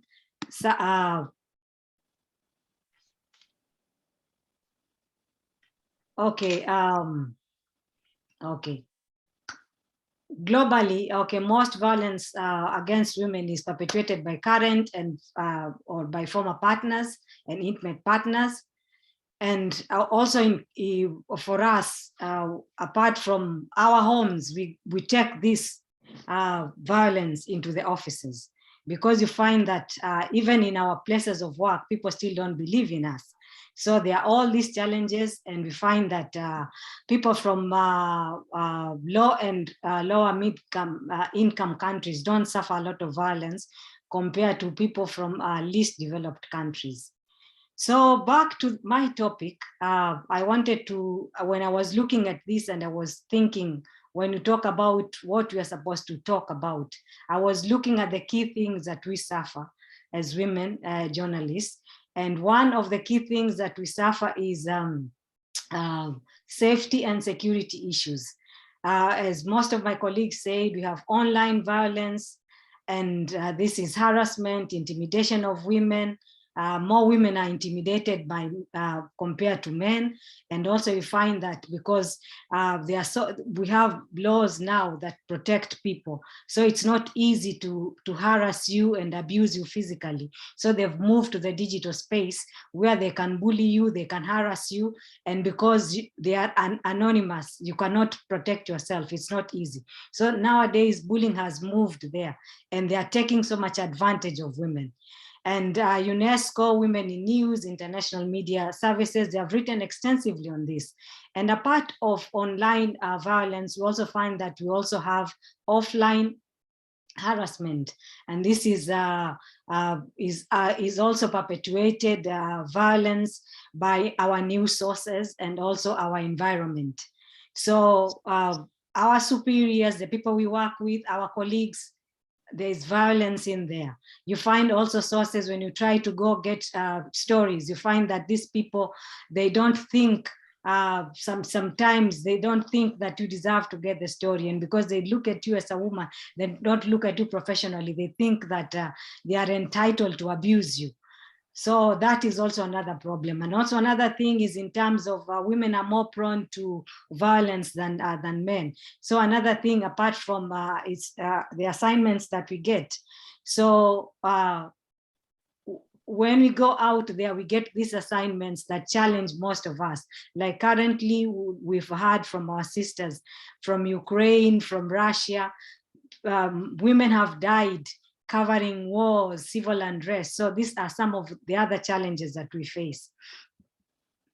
Another thing is the laws and the policies that we have. We find that within the African continent, most of our laws are not very good. You find that most of these laws, they favor the government and they don't really protect journalists. You find that some of these laws they are not meant to make our work become more efficient, but they are there to make our lives impossible. It's like they are watching us for every mistake we make, and they think that our role is to make sure that we report the bad things, but what they forget is that we are here to support and complement their work. So some of the challenges that we have is that some of these laws, like in Uganda, they lack a national media policy on gender, which makes work impossible. And also you find that there's a lot of high fines, there penalties, defamation laws are very strict, there's a lot of surveillance and cyber crimes. You find that all these laws, although they are meant to make our work easy, they infringe on our media freedoms and they make work impossible. Like for example, in Tanzania, in the last six years, it was almost impossible to practice journalism. But we thank God that now things have become better. But also in the midst of our calamity and in our pain, we've also registered some success, because today, this month, we are celebrating the first year since we had a woman president, who is the second woman president in Africa after Johnson Sirleaf. And also she's the first woman in East Africa. So we find that she has welcomed the media, and she has said that she's open to work with the media, and we've seen some success. Although we have some bad laws, but we have some good laws like the Media Services Act that, unlike the other previous laws, it mandates media houses to have contracts for journalists, to have insurance for them, and also it talks about education. It's for the first time that they've said that for you to be a journalist, at least you have to have a degree, and they even gave us 5 years grace period to go to school to attain these degrees. And also, sorry, Razia, you have only 1 minute left. I'm sorry about that, but we have a program to follow. I wish it wasn't that way. Can you please try to rush to the conclusion? I'm sorry, very sorry. Thank you. I was told 8 minutes, so these are less than 8 minutes. It's been more than 8 minutes already. Okay. Well, another thing is good news is that the president will be our chief guest for the East African World Press Freedom Day. And another thing is access to information is still a problem, and also working conditions are not still good in the media houses. Another thing is that education is still a challenge. The education that we have does not match the work experience that people, the working conditions. So there's need to work on that, so that skills and theory match together. We also have an issue of equality and equity. You find that women are underrepresented in media houses.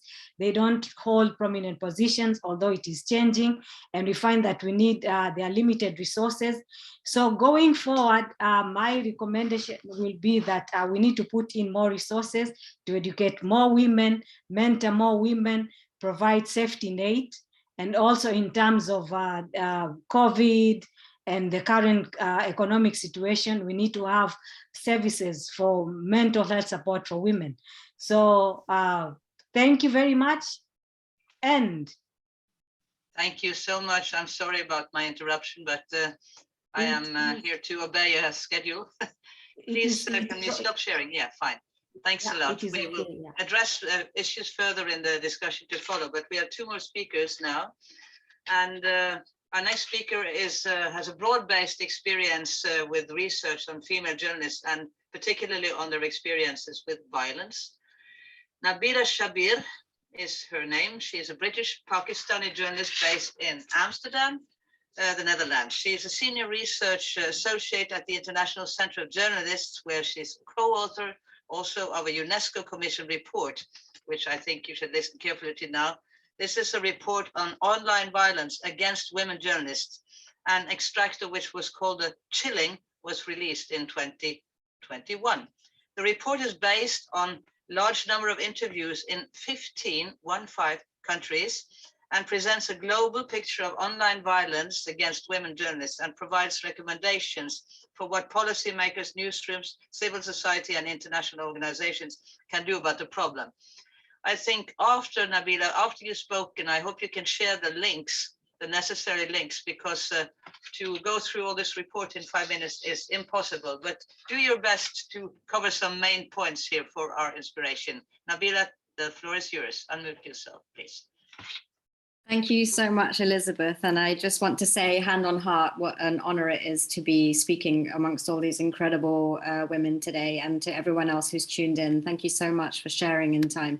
A lot of solidarity for what's happening in this corner of the world.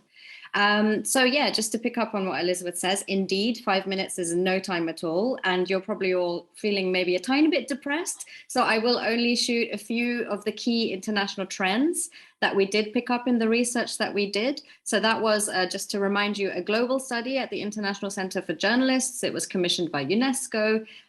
We surveyed 900 people in 125 countries. But as Elizabeth was saying, we also looked in depth at 15 countries. So that's Kenya, Nigeria, South Africa, Lebanon, Tunisia, Pakistan, the Philippines, Sri Lanka, Poland, Serbia, UK, US, Sweden, Brazil, and Mexico. I want to say the names because it's such a lot of information and so many places around the world where we essentially found a universal story. So, you know, it's basic. Gendered online violence, it's a way of chilling critical reporting.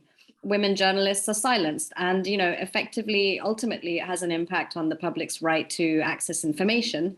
And so this research is unique because we were allowed to combine the lived experience of 180 people that we spoke to across those 15 countries who were being targeted. We did not only speak to journalists, we also spoke to newsroom leaders, we spoke to representatives of civil society organizations, we spoke to legal experts, and we also did a couple of big data analyses of what social media abuse looks like. I also want to say that the majority of women and people that we spoke to for this report did put their name to their research, and they were talking about quite affecting experiences. So I find that very remarkable. When we talk about online violence, we're talking about threats of sexual and physical violence, harassing private messages, coordinated attacks from large groups, hacking and doxing, which is the publishing of personal information online, misrepresentation through spoof accounts and manipulated or fake content, and flooding search results on sites like Google. All of this false and hateful content sort of works to drown out professional journalistic work. And so one of the key international trends, which my colleagues earlier in this call have already identified actually, is the fact that online violence moves offline. And so physical attacks and offline abuse and harassment can often be seeded online, as well as legal harassment, which is enabled and reinforced by online violence. So we found that 25% of people we spoke to have received the threats of physical violence, and 1 in 5 said that they had been attacked offline in connection with online violence they had experienced. Another key trend is intersectional threats. So we identified that, you know, you have this network misogyny and gaslighting. It intersects with racism, religious bigotry, homophobia, transphobia, sectarianism, and too many other forms of discrimination, which work to threaten women journalists. And, you know, of course, there are just terrible impacts from that. Another trend is the role of political extremism. So as my colleague Najiba was mentioning earlier, you know, misogyny is weaponized. And we talked to so many people. For example, Al Jazeera is one of the principal Arabic presenters, Ghada Weiss.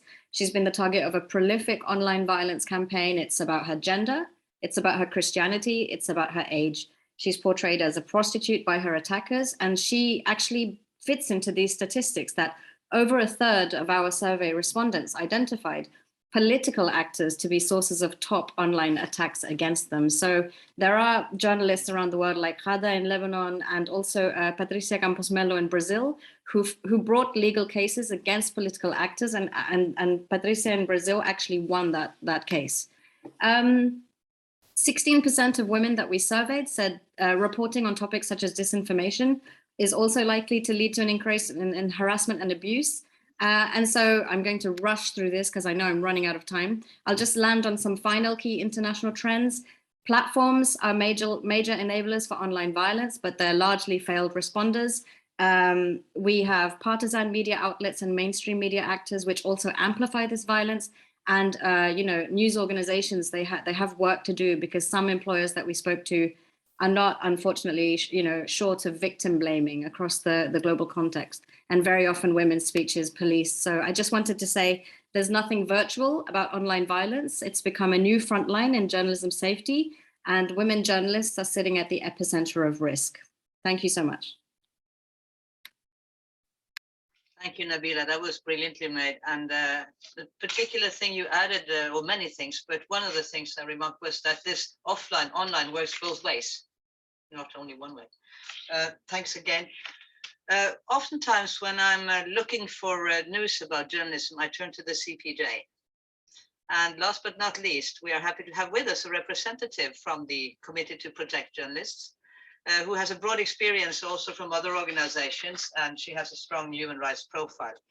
I'm talking about our last 11th speaker here, Sonali Dawan, who joined the CPJ as an Asia researcher in 2021. Previously, she has served as a program officer with the American Bar Association Center for Human Rights. She's also worked with Save the Children, Human Rights Watch, Amnesty International US. She was a recipient of the Harvard University Coordinator Center for Arabic Studies Abroad Fellowship in Amman, Jordan, and holds a degree in Government and Arabic and Islamic Studies, and has special responsibilities for South Asia in her work for the CPJ. I must say we're very honored to have somebody from the CPJ here, such a very important organization in our time. Please, now it's your turn, Sonali. Thank you, Elizabeth, and thank you to the IAWRT for including me in this panel today. I'm truly honored to be speaking alongside these incredible women panelists we have here today.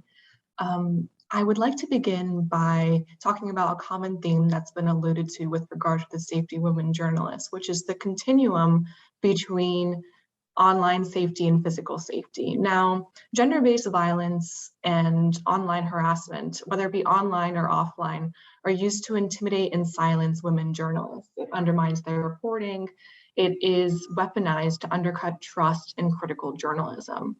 So I'll begin with online safety in South Asia, which is the new front line of journalism safety across the world, actually. Earlier this year in India, we saw that 20 female journalists were included in an online app called Bulibai, which is an auction app that intends to demonstrate photos and personal information of these women for sale in incredibly demeaning and demoralizing ways. Now, what these 20 female journalists in India that were included in this app have in common is not only that they are young, they are Muslim, which is a religious minority in India, but they also have critically reported on the central BJP's government and their policies' impact on religious minorities. Now, we've seen that the targeted harassment of women online is not just from these individual actors. They're actually coordinated networks very often in South Asia, and this exists throughout the world as well. We saw that in Pakistan, Asma Shirazi, who is a weekly columnist for BBC Urdu, was a target of an online smear campaign that was initiated by members of the ruling PTI party. An investigation by The Wire in India found that BJP operatives deploy vast networks of managed accounts to subject female journalists to targeted online harassment and violence. Now, the reason I focus on online harassment here is not just because it results in emotional trauma for many women journalists across the world, but it can also spill over and lead to real physical attacks. If we look at the case of Gauri Lankesh, who is a journalist and activist who was shot outside her home in September 2017 in southern India. She was a victim of sustained online attacks by members of the right wing in India. Now, this leads to my next topic, which is impunity for attacks against women journalists, not only throughout South Asia, but this is a trend that exists throughout the world. My colleagues, Karishma Fakhri and Najba Ayubi, have very intelligently and clearly outlined the current situation for women journalists in Afghanistan. Prior to the Taliban takeover, there were a number of attacks by various groups in the country against women journalists, and it remains unclear to this day who was behind these attacks. For example, in June 2021, Mina Khairi, who was an anchor at Ariana News, was killed when an IED attached to a vehicle she was traveling in, along with her mother and sister, detonated. Now, local journalists told CPJ at the time that these types of attacks, where there was no known perpetrator, were meant to deter women's involvement in journalism and critical reporting on issues throughout the country. Now, with the Taliban takeover in the country, the prospects for accountability in these cases are extremely grim. To end my remarks today, I would like to focus on Afghanistan particularly because it remains an extremely dire situation 7 months after the Taliban takeover. Just to give you a sense of the numbers, a recent survey by the Afghanistan Journalists Federation found that around the fall of Kabul in August 2021, there were 979 female journalists working throughout the country. Now, 6 months later, the survey found that 43 female journalists were still working throughout the country. That is a reflection of the reverse of the trend that we saw over the past 20 years, where women really carved a space for themselves in the media. Now in November 2021, the Taliban has issued a directive that orders women to wear the hijab on TV. Many women journalists report being pushed out of the profession. So for single mothers who are the breadwinners of their family, they are left with no source of income. When women aren't able to report the news, all of us are less safe. So to end my remarks today, I would like to use this time to urge governments around the world to provide safe passage to as many women journalists as possible in Afghanistan, to provide emergency visas and to facilitate their relocation out of the country so they can continue their work in exile in safe ways. Thank you very much. Thanks a lot, Sonali. That was really, that was really empowering. And to me, who've lived in both India and Pakistan and worked a lot in Afghanistan, it was a special treat to listen to. Well, we've gone through fantastic speeches now, and you should see my desk here. I have yellow post-it laps for small post-it things for all of you. And I'm trying to find a way to conduct a short discussion, but I think the way to do it is like this. And I'll ask now, and the first who raises her hand, and I'm talking to the speakers of this last panel mostly, will have a say. I think one key word here is unsilencing. I mean, how to unsilence the people who are actually harassed, both digitally and physically, and in a combination, because combinations also exist. And how can we build both digital literacy, which is needed in some places, together with digital safety, because you need the one to achieve the other. And how then, not the least, continue what we're doing today, because we're actually compiling stories. We're building kind of a collection of stories of harassment of female journalists, and also we're building stories of how to avoid it. So my question is, how can we build such a community, starting a little bit from here and from the resources we all have, because we all have plenty of knowledge, but the knowledge is perhaps not compiled to the extent we would wish, because the more we compile, the more we can also pressurize the powers that be.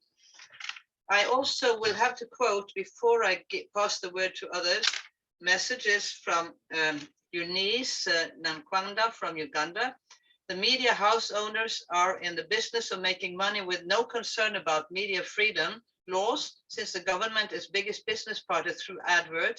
The moment a journalist is put on the spot by government and any source with big accounts, the journalist is left alone and cut off from the job.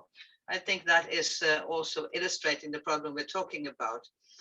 From Esther Brenda Hadondi, there's a question: what are the strategies you can advise for us ladies to adopt some help and challenges on women's safety? I think there is another one from Zimbabwe, Catherine Mwayakufa.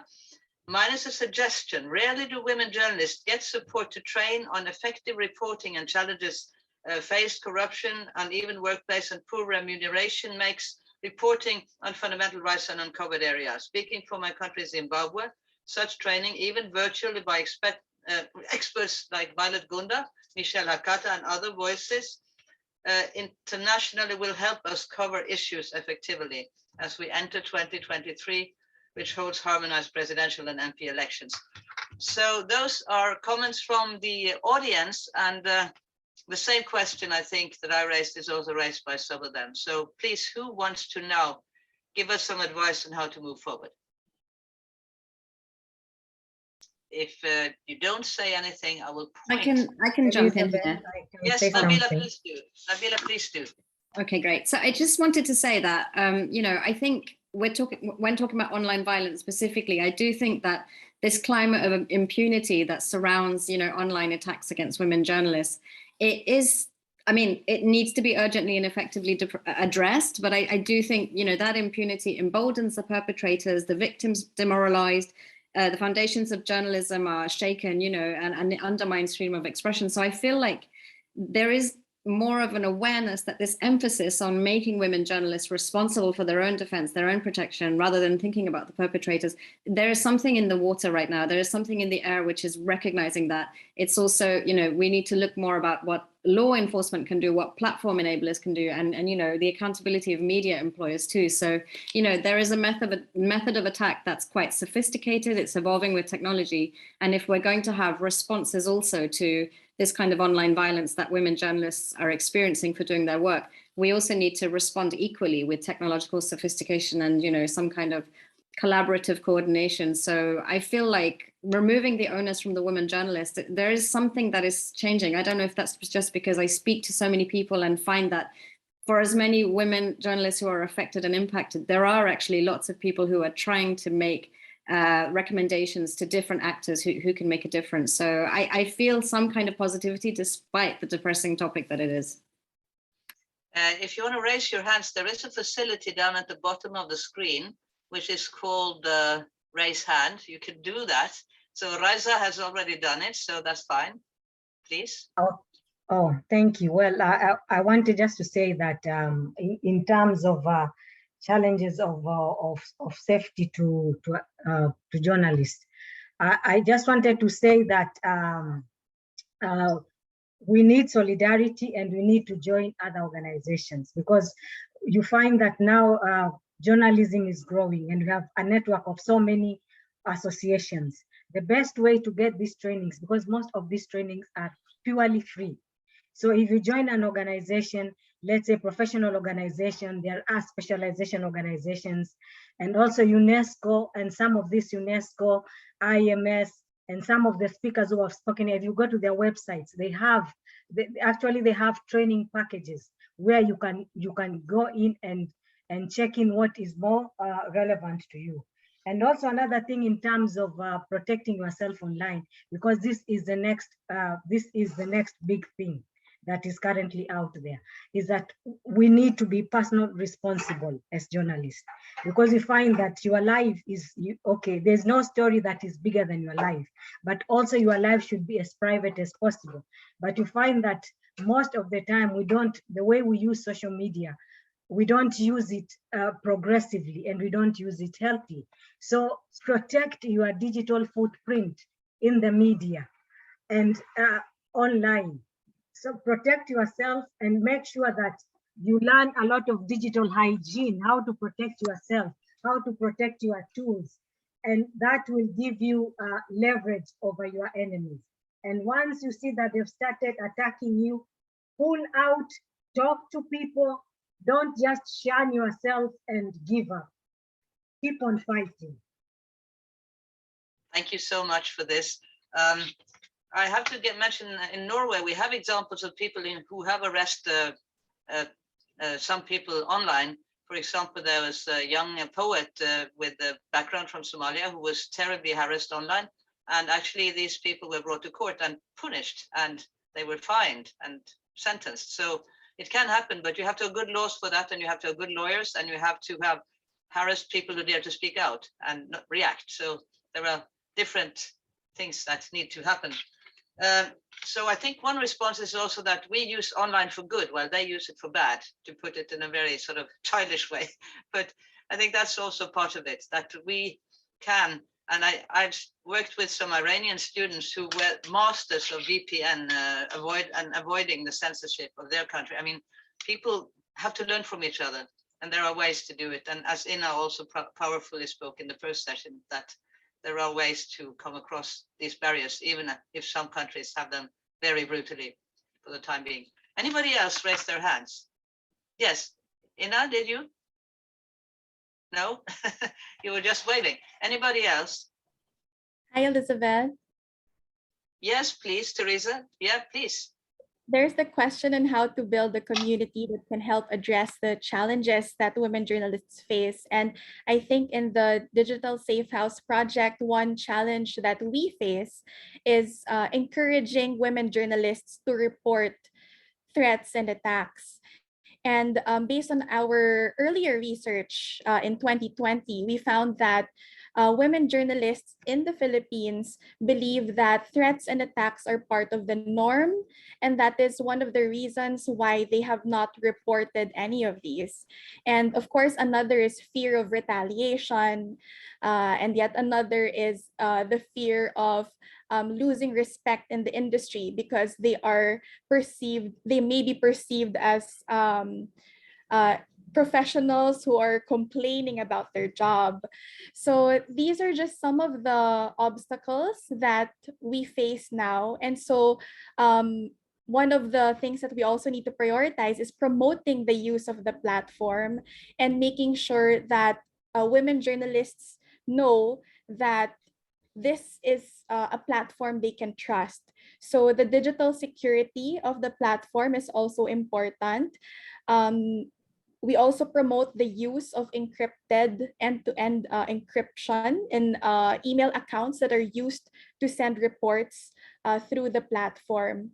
And we hope that once we've started working on or addressing the reports submitted to the platform, we will also be able to document lessons learned from the process. Thank you. If I don't see any further hands, we are absolutely towards the end, and some people have insinuated that we might be tired or might be depressed by what we've heard.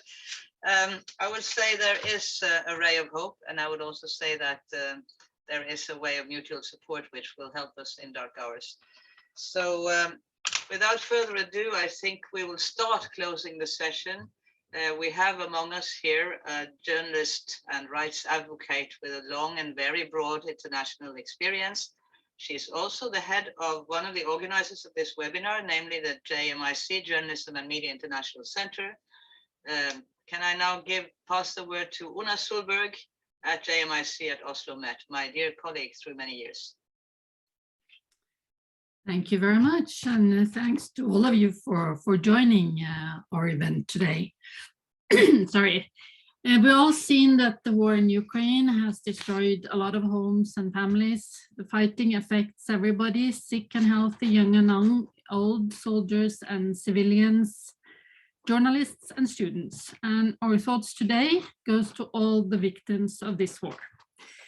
In the news the last days, we have seen that no women are at the negotiating tables, but there are many women and children forced to flee, leaving their homes, villages, cities, and for many also their country. Safety is, after all, about the right to life, which is the most fundamental human right. Many women journalists are covering news from different conflict zones, not only those we've heard of today, not only Ukraine, but countries like Yemen, Libya, Iraq, and many others. We have heard the voices from many countries: Ukraine, Russia, Afghanistan, Denmark, the Philippines, Tanzania, Egypt, Syria, and we have also had guests from international organizations helping journalists. Thank you all for joining us. One person is not here today because she's doing training in Uganda. That is Abir Sadi. I think many of you know her. She's asking us to use her safety handbook for women journalists. It's called What If? And you can find the digital version and many other resources actually on our webpage. If you search for JMIC and Oslo Met, you will find our homepage. I'm asking you to please stay in touch and let's help each other in this effort to secure women journalists better.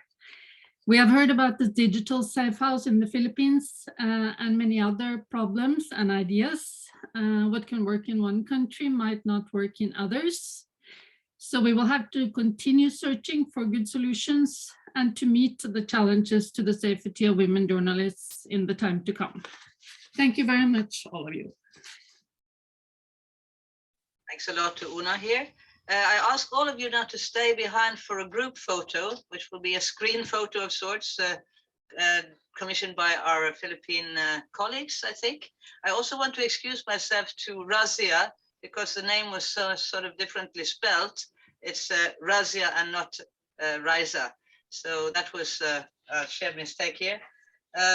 Furthermore, I won't say much, but I want to, there was a quote that turned up on my Facebook feed this morning, which I would like to share with you, by Arlene Myers-Fields. It's like this, quote, "First they came for the journalists and I did not speak out because I was not a journalist.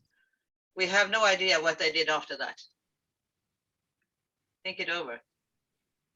So without further ado, I just wish us to stay in touch, and that this program itself could also be a kind of teaching facility to our further programs, to our training facilities with whoever organization who want to take part. I also wish us in all countries where there are journalists and editors organizations to be vital and pushing within these organizations so that they will be our partners here and not passive onlookers. I think that is, somebody mentioned organization, and I think that is a tool here. I've seen events in Afghanistan where young men have surrounded women activists to protect them also after the Taliban takeover. That is a symbol of an alliance that we should not neglect either. With those words, I would like to say goodbye from us organizers, but please stay there for a group photography. Is any of the Philippine organizers telling us what to do now? Linda, I mean, or Jola? Yeah, just please stay for at least 3 minutes. We will just upgrade the audience to panel. Okay? Fine. And thanks to all the listeners, by the way. And those who haven't had a chance to listen will have a chance later, because this program will be out both at the IAWRT website, I'm sure, and at the JMIC website. And take good care of yourselves. We need you around for decades to come to ensure that these rights that we've talked about so extensively today will be improved and practiced.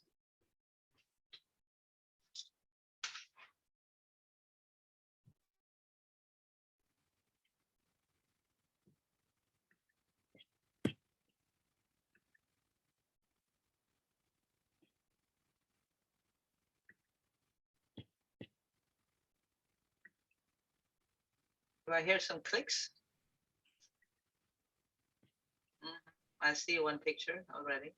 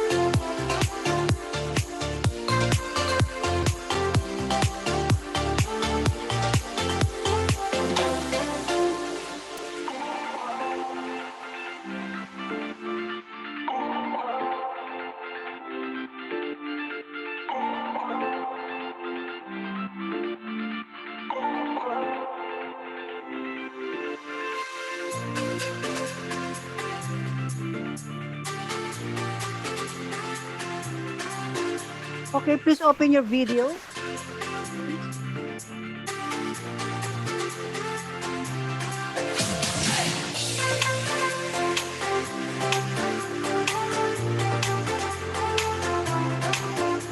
Comments on the webinar itself, and would also be welcome on the chat.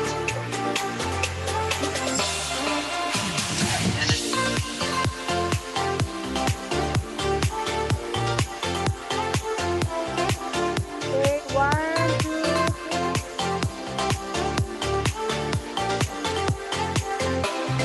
Some of the participants doesn't try to open their video. Yeah. Okay, okay. And they open their video, okay, for a while. Okay, 1, 2, 3. Another one, please. Okay, thank you so much. Yeah. Can I ask the organizing committee to stay behind as the other people leave? I would like a few words. Okay, no worries. Okay. That's the small committee. Okay. Bye Bye. bye. Bye bye. Thank you a lot for joining. Thank you for visiting Happy us. Women's Day. Bye. Bye. Thank Bye. you. Thank you. Thank you very much. Thank you, everyone. Take care. You also. Thank you po.